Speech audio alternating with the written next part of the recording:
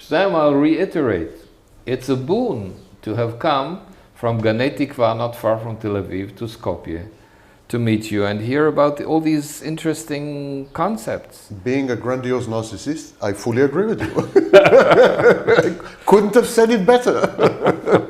Okay, so now we're talking about the following topic, the dangers and promises, dangers on the one hand and promises, of extended, virtual and augmented realities, from cities to the metaverse. The floor is yours. What I'm referring to is the process of virtualization. There is a general retreat, a general escape from what we called in our previous conversation the preferred or privileged frame of reference, which is reality. We talked in our previous conversation about the reality. The reality, the one that is... The real reality. The reality where you have no volition. You are in it, you are immersed in it, it's directly accessible, and it's unmediated. As opposed to simulations. Simulations which require technology of some kind, or at the minimum an act of will, a decision to enter the simulation. Okay, so there is a general tendency to move from reality to simulations. That's true generally. Started with the cinema, not with computer. The theater? Or the theater, yeah, yes. No, theater. But theater was not that immersive, in the sense that it didn't require an act of dissociation as the cinema does. That's why when the first movie was projected on the screen, it was a train coming into a station. Right. People ran away. Ran away. They were panicked. They were in panic because they thought the train was going to run over them. You can't do that in a theater. Yes. So I think actually the cutoff is the cinema. We started to seriously evade and avoid reality when the cinema started, and then it became, of course, with computing, it became an enormous trend. And now we have unleashed upon us the metaverse, which we will discuss in a minute. So I call this process virtualization. But virtualization started, in my view, even earlier, let's say 7,000 to 10,000 years ago, when we moved from villages and farms and agriculture and the land and the soil, we moved to cities. Cities are simulations, in effect. Cities are totally artificial creations. They're much less real than when you are in nature, when you're working the land, when you're growing your own food and so on. In a city, you inhabit confined spaces, and within these spaces, you can make believe that you are not dependent. Everything comes to you, the food comes to you from the countryside and so on. So we already, in urbanization, we already have the rudimentary primordial elements of virtualization, a retreat from nature, a retreat from reality, a retreat from the land into spaces which are brain children. These spaces are brain children of architects. They are actually translations. Wow. Translations of the minds of architects. So, which is a good definition of simulation, by the way. Okay, so we went from agriculture to cities, and that created a major psychological revolution. Because when you are in agriculture, you need to have a specific psychology. And when you move to the city, and the city is the dream or the brainchild of an architect, in effect, you move into a dream state. Your psychology changes in a city. 2 or 3 examples. In agriculture, you need to have a very well-developed sense of time. You need to follow the seasons. You need to know when to seed and when to plant and when to sow and when to reap and so on, when to harvest.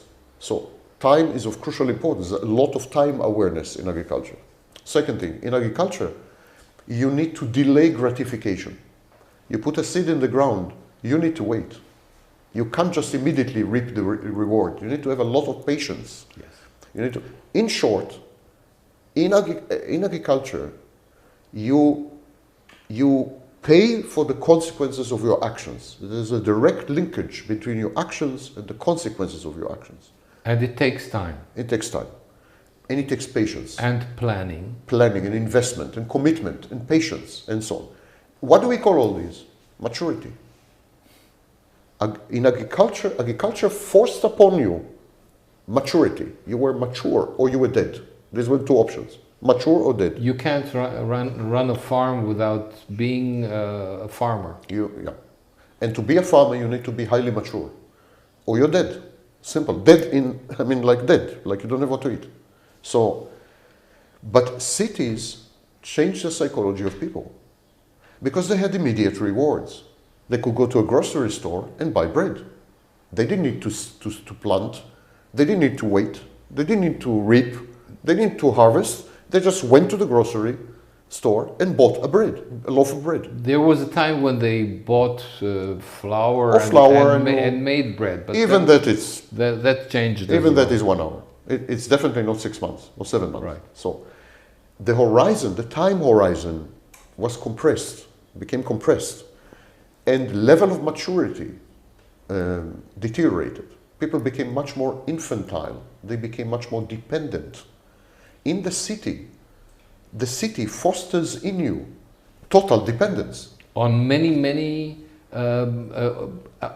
agents. Yes. On the suppliers of food, on suppliers of water, you name it. Of gas. You're totally dependent. Electricity, whatever it is, you're dependent. The organizing principle of cities is dependency. The organizing principle of agriculture is self-reliance. Simple. Fact. So the psychology change, of course, because you adapt to your environment. We will talk about it when we talk about culture. You adapt to your environment, so psychology change. And it's another thing. Autarkic. Autarkic. The farm is autarkic. And another thing happened in the cities. The unnatural agglomeration of human beings in one location, which was essentially a dreamscape, someone's dream, the architect or whatever.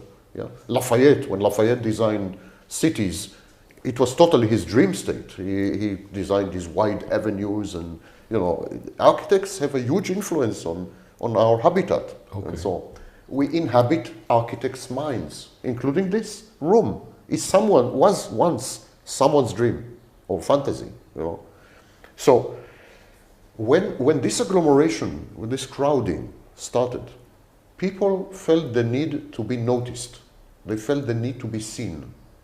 In a typical agricultural community, everyone knows everyone. Of course. And you are seen by everyone all the time. In a city, no one sees you. No one notices you. So you develop a compulsion to be seen and to be noticed. And your behavior escalates as you try to attract attention. Now, why do we need to be seen? Because it's a survival thing. Babies need to be seen by mommy. If they're not seen by mommy, they die. So the need to be noticed is primordial. To call their mother, they cry. They cry to be noticed. To be noticed. And what do we do on social media? We cry. We cry out for the language tells you this. Crying out loud. Yes. In social media, you are crying out loud. You're infantilized. You become a baby again. You want mommy world to notice you. It's instinctive. It's reflexive. It's not, it's not mediated via. It's just what we need to be seen and noticed. It's very basic. So this is the city. Imagine virtualization from farm to city had this massive impact on us. Imagine what's going to happen when we transition from cities to the metaverse. The metaverse is a much more profound form of virtualization. It's going to have much more profound psychological impacts. What is the metaverse? What is a metaverse? I knew you would ask. I thought you would never ask. Okay. A metaverse is a combination of technologies which provide online simulations, which you can then inhabit using specialized devices and technology at this stage. But probably in 20, 30 years, you wouldn't need these devices. Everything will be Wi-Fi through the air. But right now, right this very second, to inhabit these simulations, you need goggles, you need haptic gloves, you need all kinds of things. And then if you do wear this equipment, it's wearables, if you wear this equipment, you are able to totally access the simulation, and you have no interface, no contact with reality. You're utterly inside the simulation. Are you alone there? You could be alone, you could be with other people. And these other people, they also have to wear these accessories? Yes. Everyone has to wear the same accessories, and you can share a space, a simulation space. They don't have to be in the same room like you. One can be in Thailand, one in Israel, one in Russia, and all three of you can be in the simulated space. And everybody knows in his or her mind that this happens. That's where Chalmers is wrong. Yes. Okay. Everyone has to wear these things, make a decision, turn on the computer. This is not reality. It's not reality by any stretch of the word. Anyhow, the transition from farm to cities was virtualization, because we inhabited someone else's mind. What is a simulation? Someone is designing the simulation. Someone is coding and programming the simulation. It is another person's brainchild. It's another person's fantasy and dream. So when we moved from farm to cities, we moved into architectural fantasies, architectural virtualization. Now we're going to move from cities to metaverse, we're going to move into a programmer's dream or a coder's fantasy. Okay. The psychological revolution that happened when we moved to agriculture, from agriculture to cities, is nothing compared to the psychological revolution that will happen when we all finally move into the metaverse, which is a question of time. And you're probably thinking of further infantilization. Utter, but I'm worried even more by other things. For example, the metaverse is solipsistic, in the sense that in the metaverse you are totally self-sufficient. You do interact with other people, but you don't need them. And sometimes you don't want them. So other people become commoditized. They become like avatars. They become like representations, symbols, game elements, figments. So solipsism. Second thing, the metaverse will encourage you to be even more self-sufficient than you are now. Here is the thing. The more self-sufficient you become, the less you tend to interact with people. That's been proven now beyond any doubt. People interact less with other people if they can avoid it. If they can... And the more you avoid, the more you tend to avoid. It's escalating. It's self-perpetuating, it's addictive. Yes. So self-sufficiently leads to asocial behavior. Not antisocial, not criminal, but asocial. Not necessarily. Not necessarily. Can be antisocial, but asocial definitely. In the sense that you will avoid people. Your needs to interact with other human beings will be fully gratified via the metaverse. Even if you want to have sex with someone, you will have sex alone in your room wearing a suit, a physical suit that simulates the sex, touch, feel, smell, and so on. So you will not really need other people. We already see this happening. Already we are seeing this happening. When huge swaths of humanity are totally isolated, atomized. How long does it take? I mean, can you stay there? You have to eat, you have to drink. No. You don't? No. The metaverse is a total solution. Well, you have to eat and drink, of course. But the metaverse is a total solution in the sense that your workplace will be in the metaverse. Your company will open a site in the metaverse and you will go to work there. What will you produce? Anyhow, we produce nowadays something like 80% of the economy is manipulation of symbols. Anyhow, what is an accountant? He manipulates symbols. What is a lawyer? They manipulate symbols. So today, 2% of the population is engaged in agriculture. 2. In the developed world. Not in agriculture. Even, by the way, even in not developed world, less developed worlds, we are already talking about 25%. Compared to 80 and 90% only 40 years ago.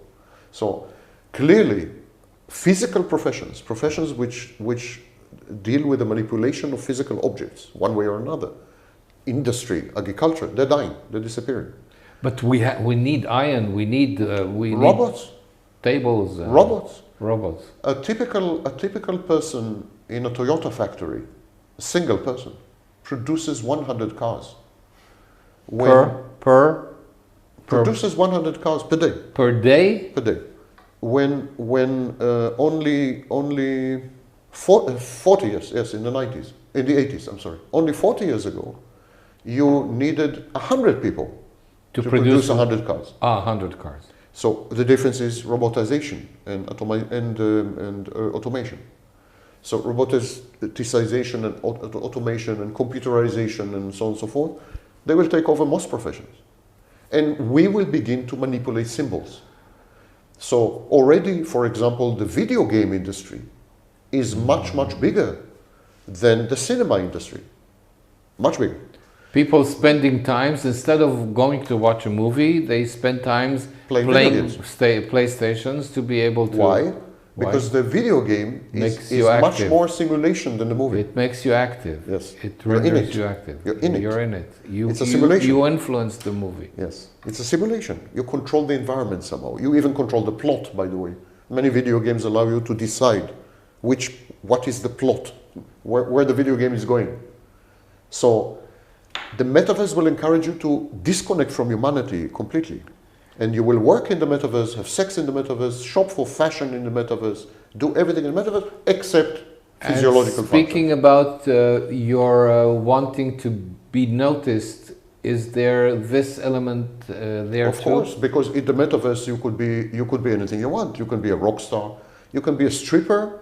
There's an application called VR Chat where unfortunately adolescents go and they strip and have group sex. And it's like the 7 Lives of Walter Mitty, but intensified. Immersive in the sense that you are in it wholly and truly and totally.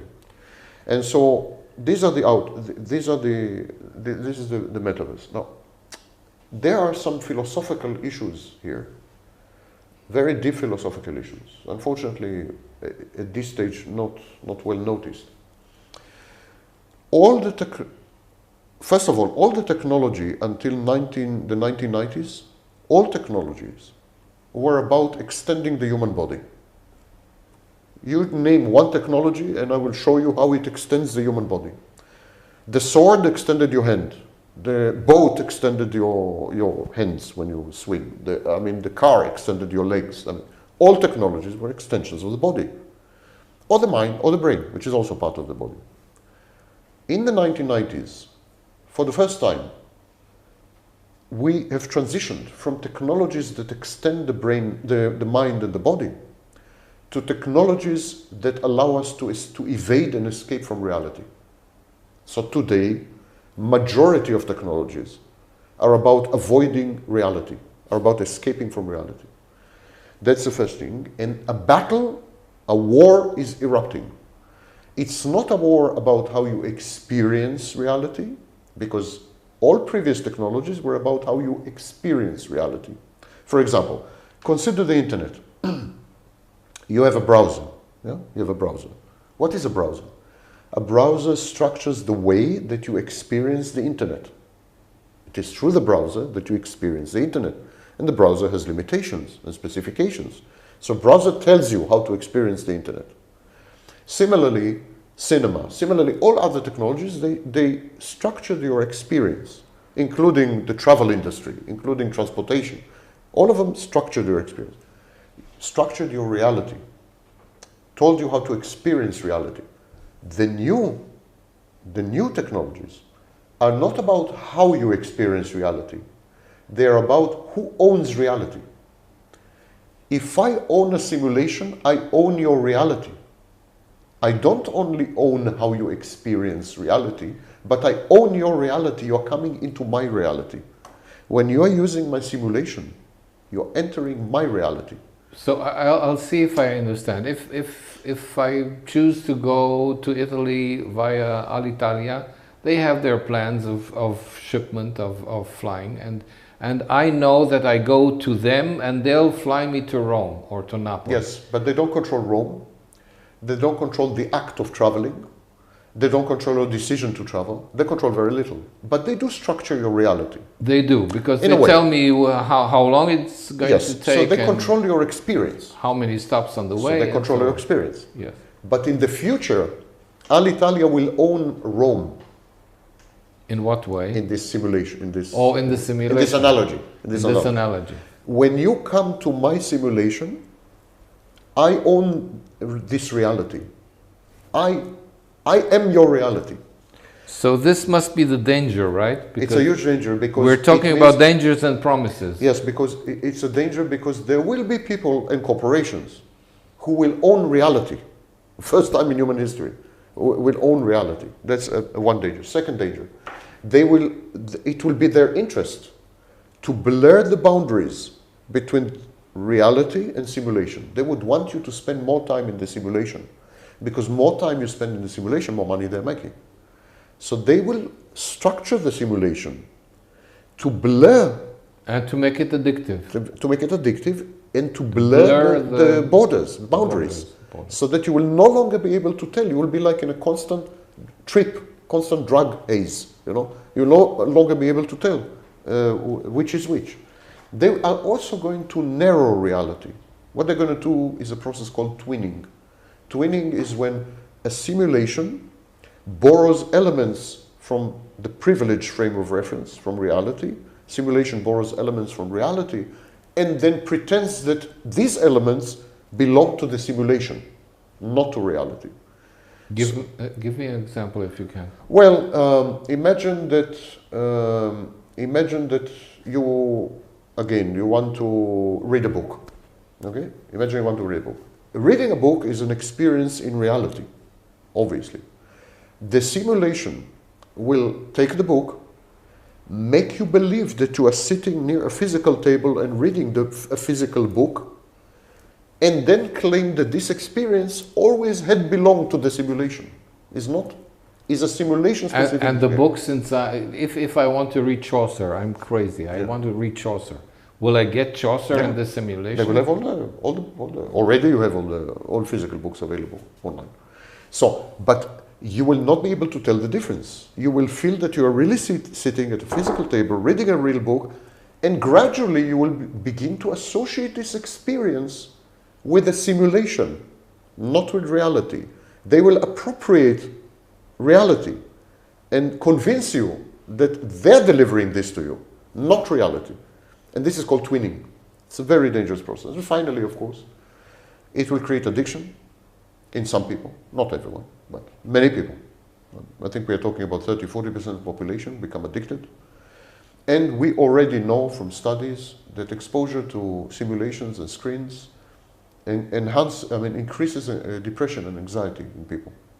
We know that. We have studies by Twenge and others that the more exposed you are to simulated states and screens, the more you are likely to develop depression and anxiety.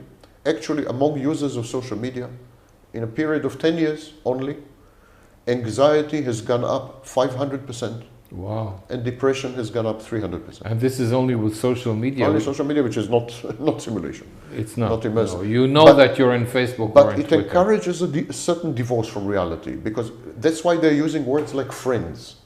Ah, friends. I'm going to make a comparison that is very distasteful. When the Nazis took the Jews to Auschwitz, they put them in a bath. They told them they're going to have a bath, right. shower, baden. They told them they're going to have a shower. Calling someone on Facebook a friend, someone you've never met, is this Nazi technique of mislabeling and misnaming things with the intent to deceive. So, a friend is a well-defined figment of reality that Facebook had appropriated it. Not a figment, sorry. A real thing. It's not a figment. Element of reality. Yes. It's an element of a friend is a real thing. It's a real thing. It's an element of reality. That Facebook had appropriated this. And now when we say friend, we think actually more about Facebook than about reality. When I say friend, many... I don't know, you and I, we consider friend as a friend, but if I go to my granddaughter, maybe she considers friends. Almost for sure, when you say friend, she will think of Facebook or some other platform. So they had appropriated this element of reality, and they made this element theirs, but deceitfully. Because a friend of Facebook is not a friend in reality as well. It's just a stranger. He may be a friend. He may be, but he's not in most cases. I have 5,000 friends on Facebook. And how many of them do you know? How many? Maybe 120. Maybe 200, maybe 300, 200, maybe 1,000. 1,000. The other 4,000 Are they're not friends, no. and yet they're Pastors- called, and yet they're called friends. They're passers-by. It's like the Baden in Auschwitz. I'm sorry to say. Yeah. Okay. So you talked about I think you talked about the dangers. Everything. Are there also promises? Well, the promise is that some things can be delivered more efficaciously. So, for example, work probably will improve through the metaverse because collaboration will be more integrated and more efficient. Efficiencies, I think, mostly. The only thing I can see is efficiencies. Plus, of course, there are segments of the population, for example, disabled people. So for them, the metaverse will be a blessing. Will allow them to travel all over the world because tourism will be a big thing in metaverse. It will allow them to have sex. So it will open up the world to mentally ill people, disabled people, and so on. It's a segment of the population. It's not without its merits and without its blessings, but if it is left to its own devices and the usage is not limited and restructured, we are in enormous danger as a species. In enormous danger. It's a serious threat, in my view. All right. Thank you so very much, Professor. It's an absolute pleasure to sit with you today and talk to you and get your insights. My name is Erica Liss. I'm the founder of Peace Post and really eager to learn a little bit more about your insights pertaining to AI and how narcissism and AI relate together. So I'm going to start off and basically ask you a little bit about how you really came to the conclusion of how AI and narcissists really relate. Well, first of all, thank you for having me. It's very courageous of you. I'll try not to abuse this opportunity. So, artificial intelligence and pathological narcissism are actually two forms of crowdsourcing. They use what may easily be described as large language models, at least the type of artificial intelligence which is commercially available, the retail type, ChatGPT and so on. More serious artificial intelligence works otherwise, doesn't utilize large language models, but does utilize databases and so on. Both narcissism or both narcissists and artificial intelligence programs, they're both hive minds. They're not individual in any sense. They represent the sum total, the agglomeration and the accretion of information or opinions or inputs or reactions or whatever of many, many, many participants, sometimes too many to enumerate. The narcissist, for example, regulates his sense of self-worth and his sense of identity, such as it is, by resorting to feedback from other people. He then amalgamates this feedback, tries to impose on it a narrative which would render it somehow cohesive, and then on the fly, he proceeds to adopt this input as the contours of an identity. This process is known as narcissistic supply. Artificial intelligence basically does the same. When I say artificial intelligence, I want it to be clear. I'm referring to the kind of artificial intelligence which is public-facing, commercially available, retailized by the likes of Google and Facebook and ChatGPT and OpenAI and all these. I am not referring to much more serious artificial intelligence programs in use in scientific endeavors, in space exploration. I'm not referring to this. So there's a question of hive mind. Second thing, artificial intelligence, the retail version at least, places emphasis on impressing people. It's an impressions management software. For example, artificial intelligence programs such as ChatGPT are not concerned with the truth. Absolutely not. They frequently hallucinate. They very frequently give the wrong answers, wrong information, and so on and so forth. And they're not concerned with it. It doesn't bother them. It doesn't worry these programs or the programmers. What this kind of artificial intelligence is trying to do is to impress you with their linguistic capacity, to pass off as human beings. In other words, to succeed in the Turing test. So it's an impressions management approach, which is a great way of encapsulating pathological narcissism. Narcissism is about impressions management. It's not about communicating. It's not about veracity. It's not about factuality. It's not about truthfulness. It's about impressing you, captivating you, acquiring you as a source of supply, an admirer, a fan, whatever. Similarly, if you were to ask ChatGPT anything, you are quite likely to get the wrong answer, but it's going to be given to you in a way which would greatly impress you. This would sound a lot like a human being. That's the second element. The third element, of course, is the absence of empathy. Empathy has three components: reflexive, cognitive, and emotional affective.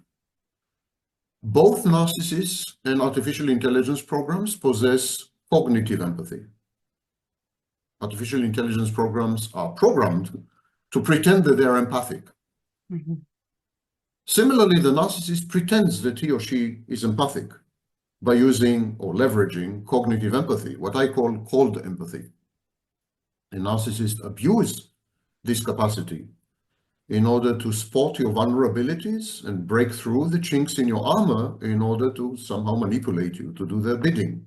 So do psychopaths. Mm-hmm. And so do artificial intelligence programs. It's exactly what they do. They pretend to be empathetic. They pretend to be sensitive. They pretend to be politically correct. They pretend to be acutely aware of what is socially acceptable and what is not, what should be said and what should not, what is right and what is wrong. But it's all fake, of course. It's all a facade. There's no real empathy there because, as far as we know, there are no emotions or affects, which are the only motivators for genuine empathy. These are only three of many, many, many facets of artificial intelligence and narcissism in common. The commonality is staggering. If you take into one last point before we both drop dead out of old age, one last point. Everyone is ignoring the elephant in the room. And the elephant in the room is the mental health profile of the people who come up with these inventions. Mm-hmm. For example, social media has been created by people who are schizoids, people with probably schizoid personality disorder. Other high-tech inventions and gadgets and devices were invented or created or imagined by narcissists, rank narcissists, such as Stephen Jobs. So the high-tech industry is the brainchild of mentally ill people. And I'm not saying mentally impaired or mentally challenged, mentally ill people. Narcissism is a severe mental illness.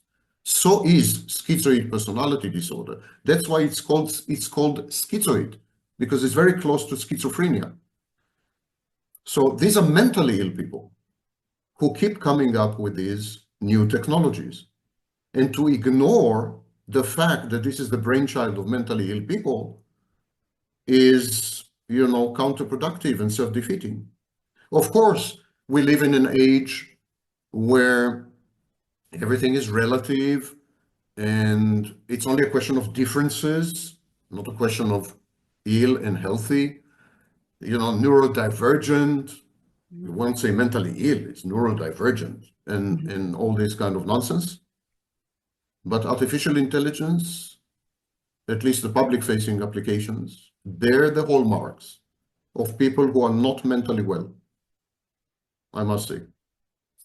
Yeah, I think that's really important to at least acknowledge that the fact that this is a very vast technology that's getting into a lot of people's hands, and it absolutely is created to be as addictive as possible. So when we look at algorithms, they're meant to really create that, wanting to pull the jackpot lever every single time.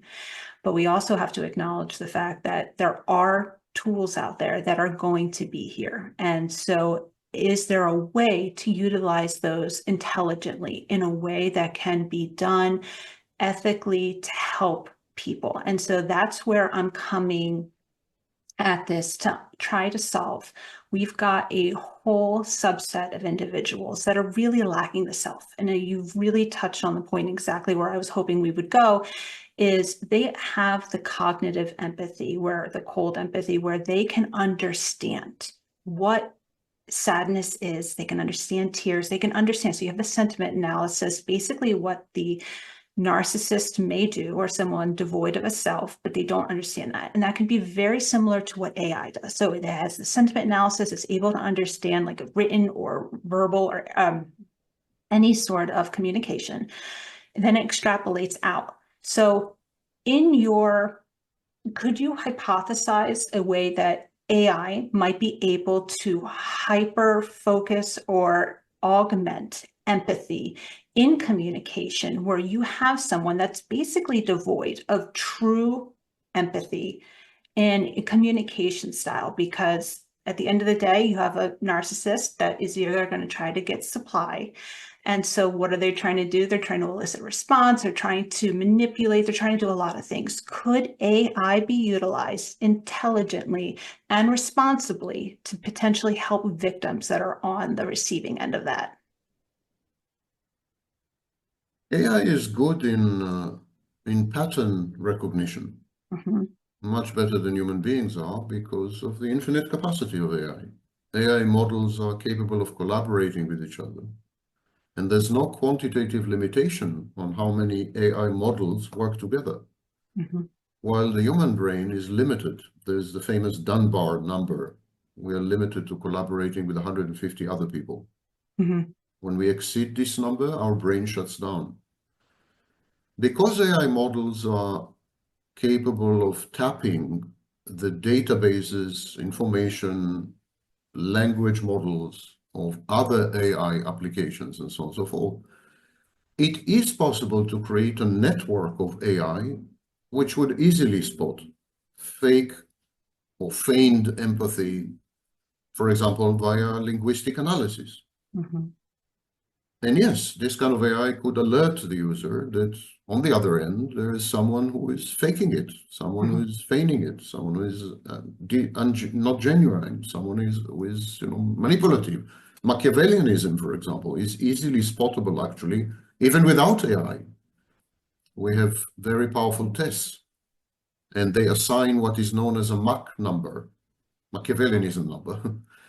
And this is a very rigorous and highly validated and can be easily administered by people. Now, an AI interface could administer a Machiavellianism test whenever approached, whenever used.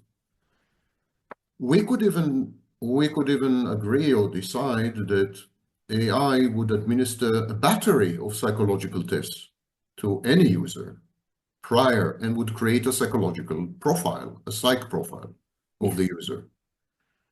And that would be a precondition for using the technology. And then exactly like on a dating service, you would have the psych profile of the user. And some people would be thrilled to interact with narcissists and psychopaths. It's not that narcissists and psychopaths would become immediately outcasts and pariahs and no one would talk to them. On the very contrary, I mean, there are people who are elated to correspond and fall in love with serial killers. It takes all kinds. But informed decision-making is the key. If you know what you're getting into, then that's where the technology stops and adulthood begins. Responsibility and accountability. The problem right now is that sophisticated users of computer technologies, and it's not limited to artificial intelligence, for example, social media, sophisticated users can pretend to be anyone they want. And it is extremely easy to mislead people because the vast majority of people are dumb and gullible. This is known as the Bayes rate fallacy. People believe between 90 to 95% of the statements they come across without bothering to check, without exercising critical thinking, if they're at all capable of exercising critical thinking. Now, everything I'm saying is, of course, politically incorrect, and it's not because I'm trying to impress you or the viewers. It's because this is what I really believe. I believe I hold a very dim view of technological empowerment of the masses. Very dim view. Mhm. I think we have given babes in the wood, we have given them weapons, guns. The modern technology is a very powerful weapon, and we've given it to people without training them, without qualifying them, without selecting them, without nothing. It's available in the wild, and it's exactly like a virus. When there's a new virus, new, totally new, the population is susceptible. It has no immune response. And then the virus kills millions of people. Modern technology is such a virus, Mhm. and it has been unleashed upon the unsuspecting and the susceptible. And we are adding to that, we're adding crime to injury, and that is artificial intelligence. In short, unlike you, I don't believe that the solution is maybe trying to protect the masses or maybe trying to, but I think the solution is denying access to these technologies altogether until we have implemented the kind of education and training that would qualify people to use these technologies, maybe through a process of licensing, maybe. I mean, you need a license to have a gun. Why don't you need a license to use artificial intelligence? So social media, for example, is a great case in point. Social media was released to the masses, to the public, without any warning or preparation or training or qualification or education or anything. It's just released. Mhm. The outcomes are beyond disastrous, beyond disastrous. Twenge and Campbell, for example, in their studies have demonstrated that social media specifically has caused a quintupling of depression rates and a tripling of anxiety rates among teenagers and a massive rise in suicides among teenagers. And that was 2018. Situation now is much worse. We see, of course, extremism. We see fake news. We see misinformation. We see radicalism. We see violence. We see aggression. We see incitement to murder, for example, in incel communities among, fundamentalist Muslims online, and so on. The social media has been weaponized completely by people, even normal, even healthy people, even your next door neighbor. I'm not talking about a fundamentalist in Afghanistan or Iraq. Everyone is now weaponizing social media. The level of aggression and hatred and negative effects such as envy and so on social media, they have skyrocketed and have hijacked the applications. Today, you cannot use social media without being exposed to hatred, aggression, often directed at you for no reason whatsoever, without being exposed to crazies and crazy making, without being exposed to haters and hate mongering. There's no way to use these applications safely. They're unsafe. They're unsafe. Why is And that? Because everyone was given access. I can completely understand a lot of the hesitations that you're facing with that, and especially it's readily available. Apple just deployed their their latest version, I think 18. Yeah, they haven't yet, but they're about to in a week or two. Yeah. Yeah, so in the States, they have their Apple AI built right in. So that basically becomes mass deployment across all Apple users in the States for those people that upgrade their operating system. So it definitely becomes, something that becomes readily available to even people that may not have been familiar with some of the large language models, but it's now on their phones. And so this is a very big ship to steer, and I completely understand a lot of the hesitations. And I mean, I watched some of your other videos concerning, basically some of the dangers that can come about this. And at the end of the day, some of these technology leaders, it is getting implemented into everyday usage. And so I don't I know. don't understand. I don't understand one thing. Mhm. There is a machine, a device, it costs a few $100. It allows you to edit genes, Mm-hmm.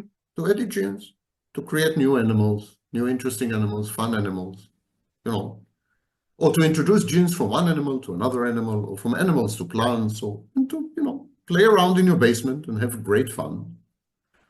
And yet, it is forbidden to sell this machine to people who are not qualified. Actually, only universities purchase these machines. These are CRISPR machines. That's the correct way to go about it. Why is it that when it comes to biotechnology, we are really, really careful and responsible adults? We do not allow people to clone organisms, although this can be done in your living room nowadays. We do not allow them to sequence genomes, although this can be done in your toilet nowadays. They're tiny machines that do everything nowadays within minutes. Yet we don't allow people access to these technologies. Absolutely not.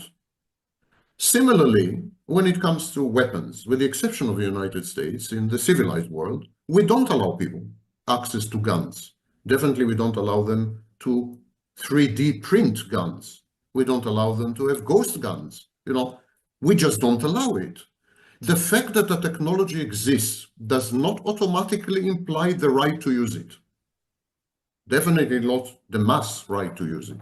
Mm-hmm. And yet the only exception is the most powerful technology of them all, far more dangerous than nuclear energy, and that is artificial intelligence and the internet. And it's not clear to me why this technology should be singled out for universal access when this is the technology of the intellect. Mm-hmm. If you have a gun, you can kill one person, 4 on average, and mass killing is 4. But if you have access to specific internet technologies, you can kill millions, thousands, hundreds of thousands. It's not clear to me why this discrimination. And probably the only reason is money. There's a lot of money in it. It's the only reason. I think there is definitely a giant push with data. And so understanding and trying as individuals, we do the best that we can to minimize sending out personal data and all of that, because it can be a very powerful tool. Like in weapon, if we want to go that far, because I don't want to diminish what you're saying, because everything that you're saying is true. The fact that at the end of the day, it has the potential to manipulate images, it can tell stories, it can tell a whole pictures that may not exist. And so it is in the wild. It is one of those things where we can't, basically get the cat back in the bag. The question becomes, it's there. Is there a way to utilize it for the betterment of humanity? And that was one of the things that I've been pondering tremendously, because I noticed a potential with at least sentiment analysis. I noticed a challenge when you had individuals that struggled, whether they were in trauma bonds or struggling in situations in which they were unable to break free of the love or the situation, or they were forced to communicate with someone that's potentially toxic. And is there a way to utilize, like from a communication standpoint, you'd recommend no contact. Best, easiest way to deal with that toxic person, because at the end of the day, you're going to get manipulated. You're forced to communicate with them. How can you do it? So I was trying to solve that with creating a application that would do sentiment analysis, that would help educate people on the process with gray rock methodology to basically shut down future communication, to stop basically the snowball effect, where it will just turn into a giant avalanche, where the conversation, everything kind of goes sideways. And so AI, unfortunately, or fortunately, however you look at it, is here. Are there intelligent ways to apply this that can potentially help people? And at the end of the day, that's how I'm trying to utilize it for the betterment of humanity. As I said, AI would be good at analyzing especially linguistic patterns. Mm-hmm. And it is through language that we can detect narcissists and psychopaths with high reliability and high validity very early on. Mm-hmm. And so AI could provide alerts or be a kind of sensor which would inform you early on that you're faced with a narcissist or a psychopath, and could give you then full information about what is a narcissist, narcissistic behaviors, signs to look for, counter behaviors, your reactions, how to tailor the relationship or how to avoid the relationship altogether, and so on and so forth. So AI can do both. It could detect the person facing you early on, and then it can provide you with all the information you need, including tips and advice, and tailor or customize your behavior according to the specific circumstances that you describe, and so on and so forth. It could be, in short, it could be a kind of guide by your side. It could be. So I guess the question I have for you is, in general, how do you view toxic, manipulative individuals? How do they respond to the gray rock method and basically being shut down in general communication? Well, it depends. Narcissists would usually lose interest. If you demonstrate your lack of potential as a source of narcissistic supply, the narcissist walks away. Narcissists are focused on one goal and one goal only, and that is to secure a regular, predictable, uninterrupted flow of attention that helps them to regulate their internal environment. If there are disruptions in the flow of attention, regardless of the reason, by the way, it doesn't have to be gray rock. If there are any disruptions in the flow of attention, they lose interest in the source of the supply. So, for example, if you're sick, if you happen to be sick, and because you're sick, you're unavailable, or you're in a hospital, and so therefore you cannot. So they would lose interest in you within days, even if you have spent 20 years together. They would lose interest in you. Your utility, your value, rests exclusively on your ability to provide not only supply, but also services, sex, and safety, your very presence. I call these the 4 S's. So if you provide 2 of the 4 S's, you're still valuable. If you provide 3, you're very valuable. If you provide 4, you're a unicorn, you're amazing. But two would do. Two are enough. So any disruption and interruption to this flow render you useless. Immediately, the narcissist devalues and discards you in his mind and moves on to the next potential source of supply. Starts to cultivate alternatives, and so on. So gray rock is a very powerful technique. Very powerful technique. The problem is, of course, not so much in what to do once you have identified a narcissist. There are quite a few techniques. Gray rock is only one of them. There is about 8 techniques which are equally as powerful as gray rock. But the problem is to identify a narcissist, and to identify, even more so, to identify a psychopath. Psychopaths act, they're great actors. And narcissists believe their own confabulations and fantasies and stories and promises. And so because narcissists believe what they're saying, it's very difficult to spot them. It appears to be real and genuine and authentic. And because psychopaths are goal-oriented, highly manipulative, and very good at modifying other people's behaviors and expectations, psychopaths are also undetectable. I think AI's main contribution would be detection, actually. Detection rather than, I mean, also maybe provide all kinds of techniques and so on, but the detection would be important. Yeah, I think detection definitely has promise. I think we're some ways away from that without having true human insight and oversight into a lot of these things, because you can even have true therapists that have been doing this for years get fooled. So if we're going to have an unmitigated machine that's going to be looking at, written communication as the only baseline to diagnose somebody, I think that becomes very dangerous and a slippery slope, because you can look at all the studies where, you drop people off at Stanford and then they get diagnosed with, all kinds of diagnoses that didn't exist.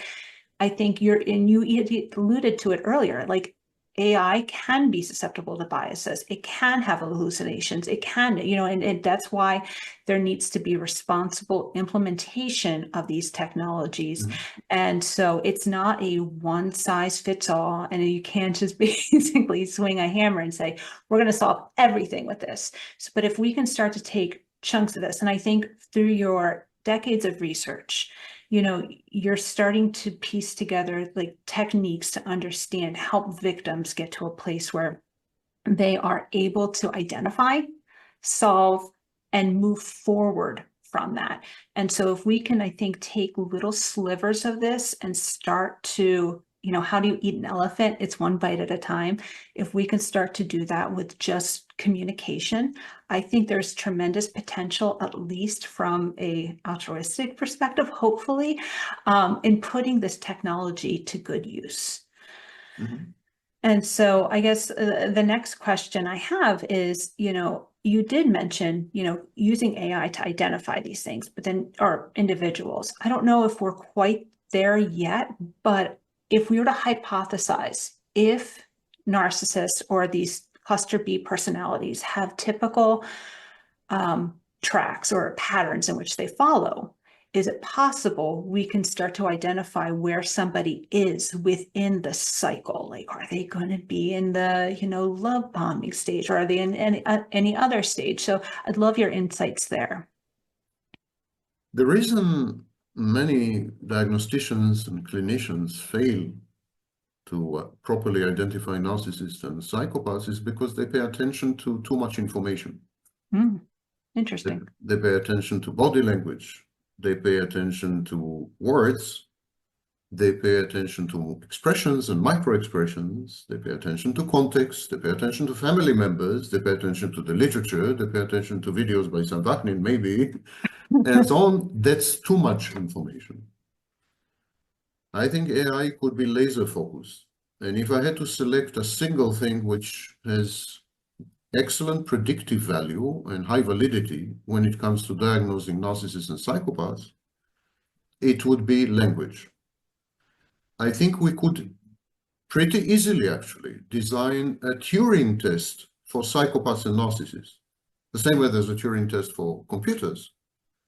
Computers mislead you into believing that they're human beings by passing the Turing test.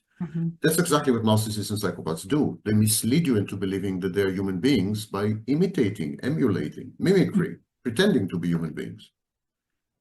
But psychopaths and narcissists are not human beings because they miss critical modules, which in the absence of these modules, there's no humanity. When you don't have emotional, affective empathy, when you don't have access to positive emotions like love, when you have no sense of self because the formation of yourself has been disrupted in early childhood, when you are callous and ruthless to the point that you objectify people, reduce them to props in your theater play, and so on and so forth, when you put all these together, what's left is not a human being. What's left is a great simulation of a human being. And indeed, as you mentioned in our correspondence, there was this roboticist, Masahiro Mori in Japan, who suggested presciently, prophetically suggested in 1970 that the more robots come to resemble human beings, the less comfortable we're going to feel around them. This is known as the uncanny valley. That's what narcissists and psychopaths do. They imitate, they imitate, they simulate human beings, but they're not. Now that's very helpful because the only way we judge the humanity or lack thereof of another person is via language. We rely on self-reporting. Mhm. I have no way to prove that you are a human being. No way whatsoever. I have to rely on your self-reporting.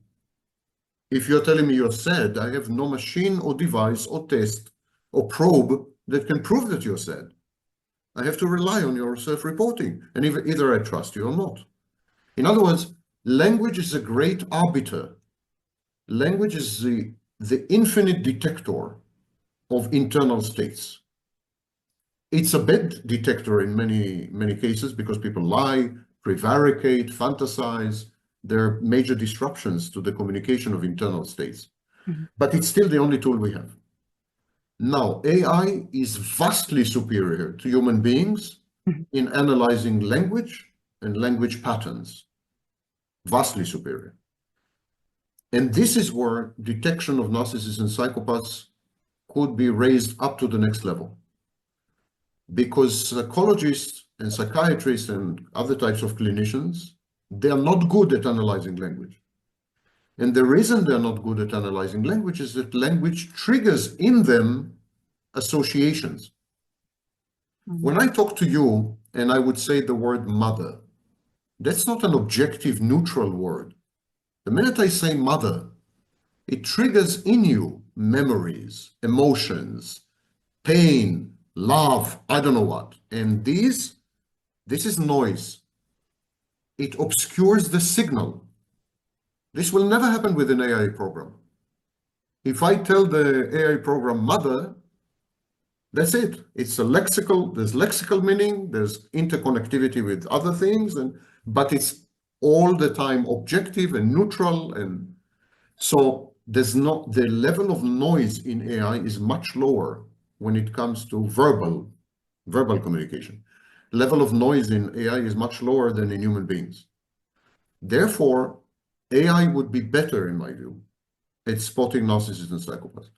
So then you're saying we're clinicians and people that are diagnosing are getting too much data. So you're saying we need to simplify it and Not only keep too much data, but the data triggers noise, ah triggers emotions, triggers memories, triggers, they're not good machines. so Clinicians then, are not good machines.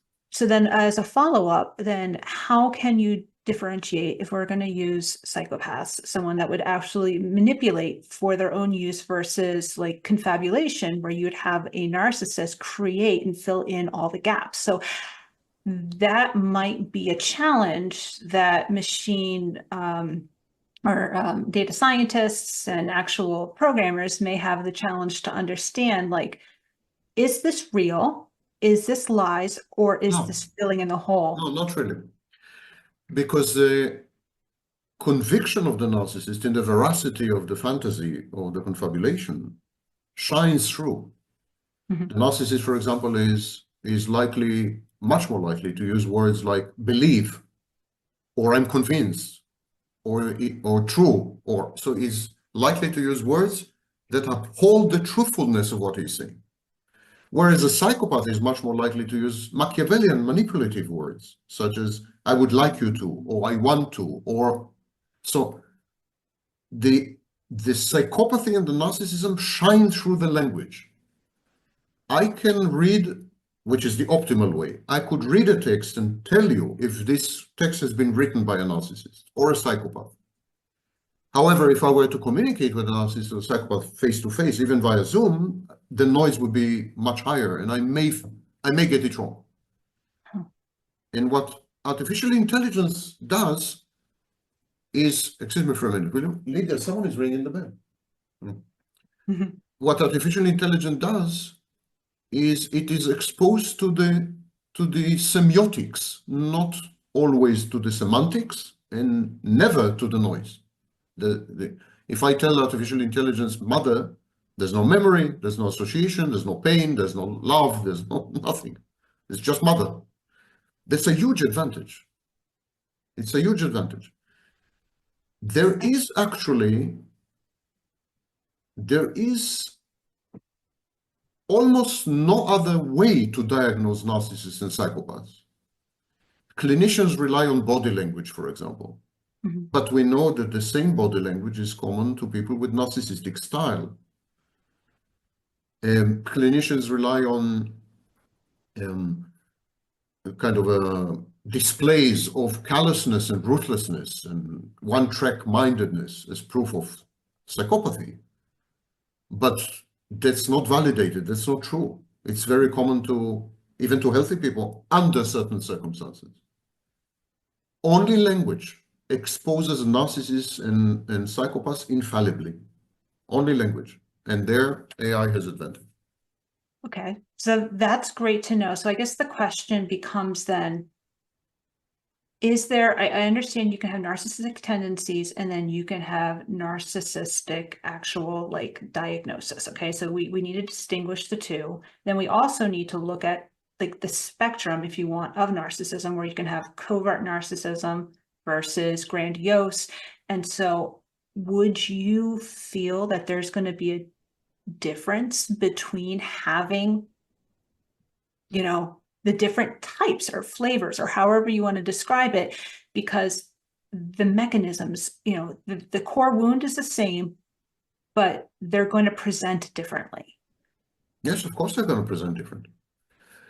Essentially, you're talking about rendering AI a kind of personal therapist.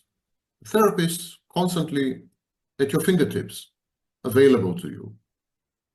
So what does a therapist do? Therapist diagnoses, then therapist provides you with insights, especially insights about yourself. And then a therapist provides you with good techniques and tips and advice on how to behave in order to minimize harm and maximize utility. That's what good therapists do. Artificial intelligence is capable of doing all three, Mhm. given sufficient constraints and rigid, control Yes, and so yes. on. It is capable of doing all three with a pronounced advantage in the diagnosing stage because of its relationship with language, which clinicians don't have.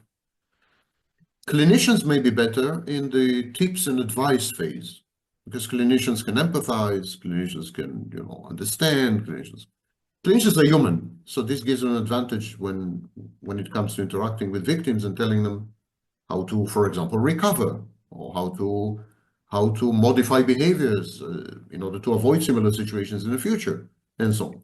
So their clinicians would have the advantage. And I think the best solution is a combination of clinician and AI. Mhm. In other words, AI used by a clinician to interact with clients and Mhm. patients and so on. AI as a tool, as an instrument at the disposal of a clinician. Yes, each type of narcissism presents differently, but again, like everything else in human life, they're all mediated via language. So for example, the covert narcissist is likely to be passive aggressive. Passive aggression is usually mediated via language or via actions that are kind of sabotaging, intended to sabotage something, undermine something. Mhm. The overt narcissist, the grandiose narcissist, is likely to be in your face, much more open about his beliefs about himself, that he's, perfect and omniscient and omnipotent and so on. And all these can be reduced to a set of algorithms and analytic models that would spot the types pretty safely with a very high validity. That's what we're trying to accomplish with psychological tests, essentially. And we keep failing because psychological tests rely on the goodwill of the participants. If you refuse for example, if you refuse to respond honestly to a psychological test, such as the Narcissistic Personality Inventory or the PCLR, then they're useless. Mhm. They rely critically on honest self-reporting. So they don't analyze language, they analyze content. And that's a common mistake, by the way. There's a common confusion or conflation of content and language. Content is not language. Content is message. Content is signal, but it's not language. While AI is focused on language, clinicians are focused on message or content. And narcissists and psychopaths are brilliant at manipulating messaging, manipulating messages and signals. But even they cannot overcome the inherent limitations and structure of language. So I wouldn't be too worried about the various presentations of narcissism. They're all reducible to the same set of relatively primitive and well-defined criteria, which is behavioral, but mediated via language. That makes a lot of sense. And so we really need to break it down to its root, the root of what's being said. And that's exactly why I think AI definitely has an advantage, because it breaks it down to the root of all the words, of the sentiment, of understanding what is being said. And so if you were forced to communicate with somebody, and you've suggested multiple times you've got a personality disorder that's stunted in development between the age of 3 and 11, and we're going to say 11 is very generous, but they are stunted emotionally, how can one communicate with somebody that is of that developmental, stunted growth? Is it something that, you and I can have a communication and we're aiming for the same goal, and it's to understand each other's viewpoint and talk about this? What if it's different? What if it's, manipulation, or what if it's other things and you're forced to communicate with them? How does the fact that they present at such a young age change how you need to communicate with them? Have you ever communicated with a child? All the time. That's it. That's the answer. Children are manipulative. Children are egocentric. Children are disempathic. They lack emotional and, at a certain age, up to a certain age, they lack emotional and affective empathy. Children are narcissists. Yeah. Even Freud recognized it. He said there's primary narcissism and secondary narcissism. Children, and then later on in life, adolescents, especially early adolescents, they are narcissists. And so everyone who has ever communicated with a child is perfectly equipped to communicate with a narcissist. The problem is that unconsciously we make the erroneous assumption that narcissists are adults. Even when narcissists attend therapy, the vast majority of clinicians treat them as if they were adults. They try to strike a therapeutic alliance with the narcissist. They try to negotiate with the narcissist. They try to compromise with the narcissist. They try to reason with the narcissist. They try to demonstrate to the narcissist their insights. They treat the narcissist as an adult. Narcissists are not adults. The overwhelming vast majority of narcissists are between the ages of 2 and 3, mentally and psychologically speaking. So people say, but wait a minute, then how would they be capable to run a big company or even a country?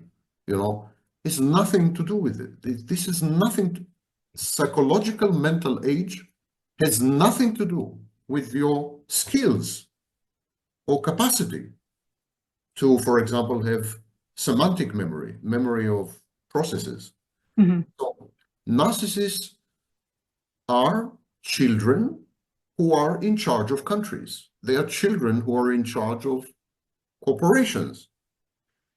They are children in show business. They are children in law enforcement, but they are mentally children. When they are confronted with situations which do not involve emotions, they are perfectly capable. They have at their disposal all the skills and the kind of memory that known as semantic memory, the kind of memory that is very good at doing things, accomplishing things.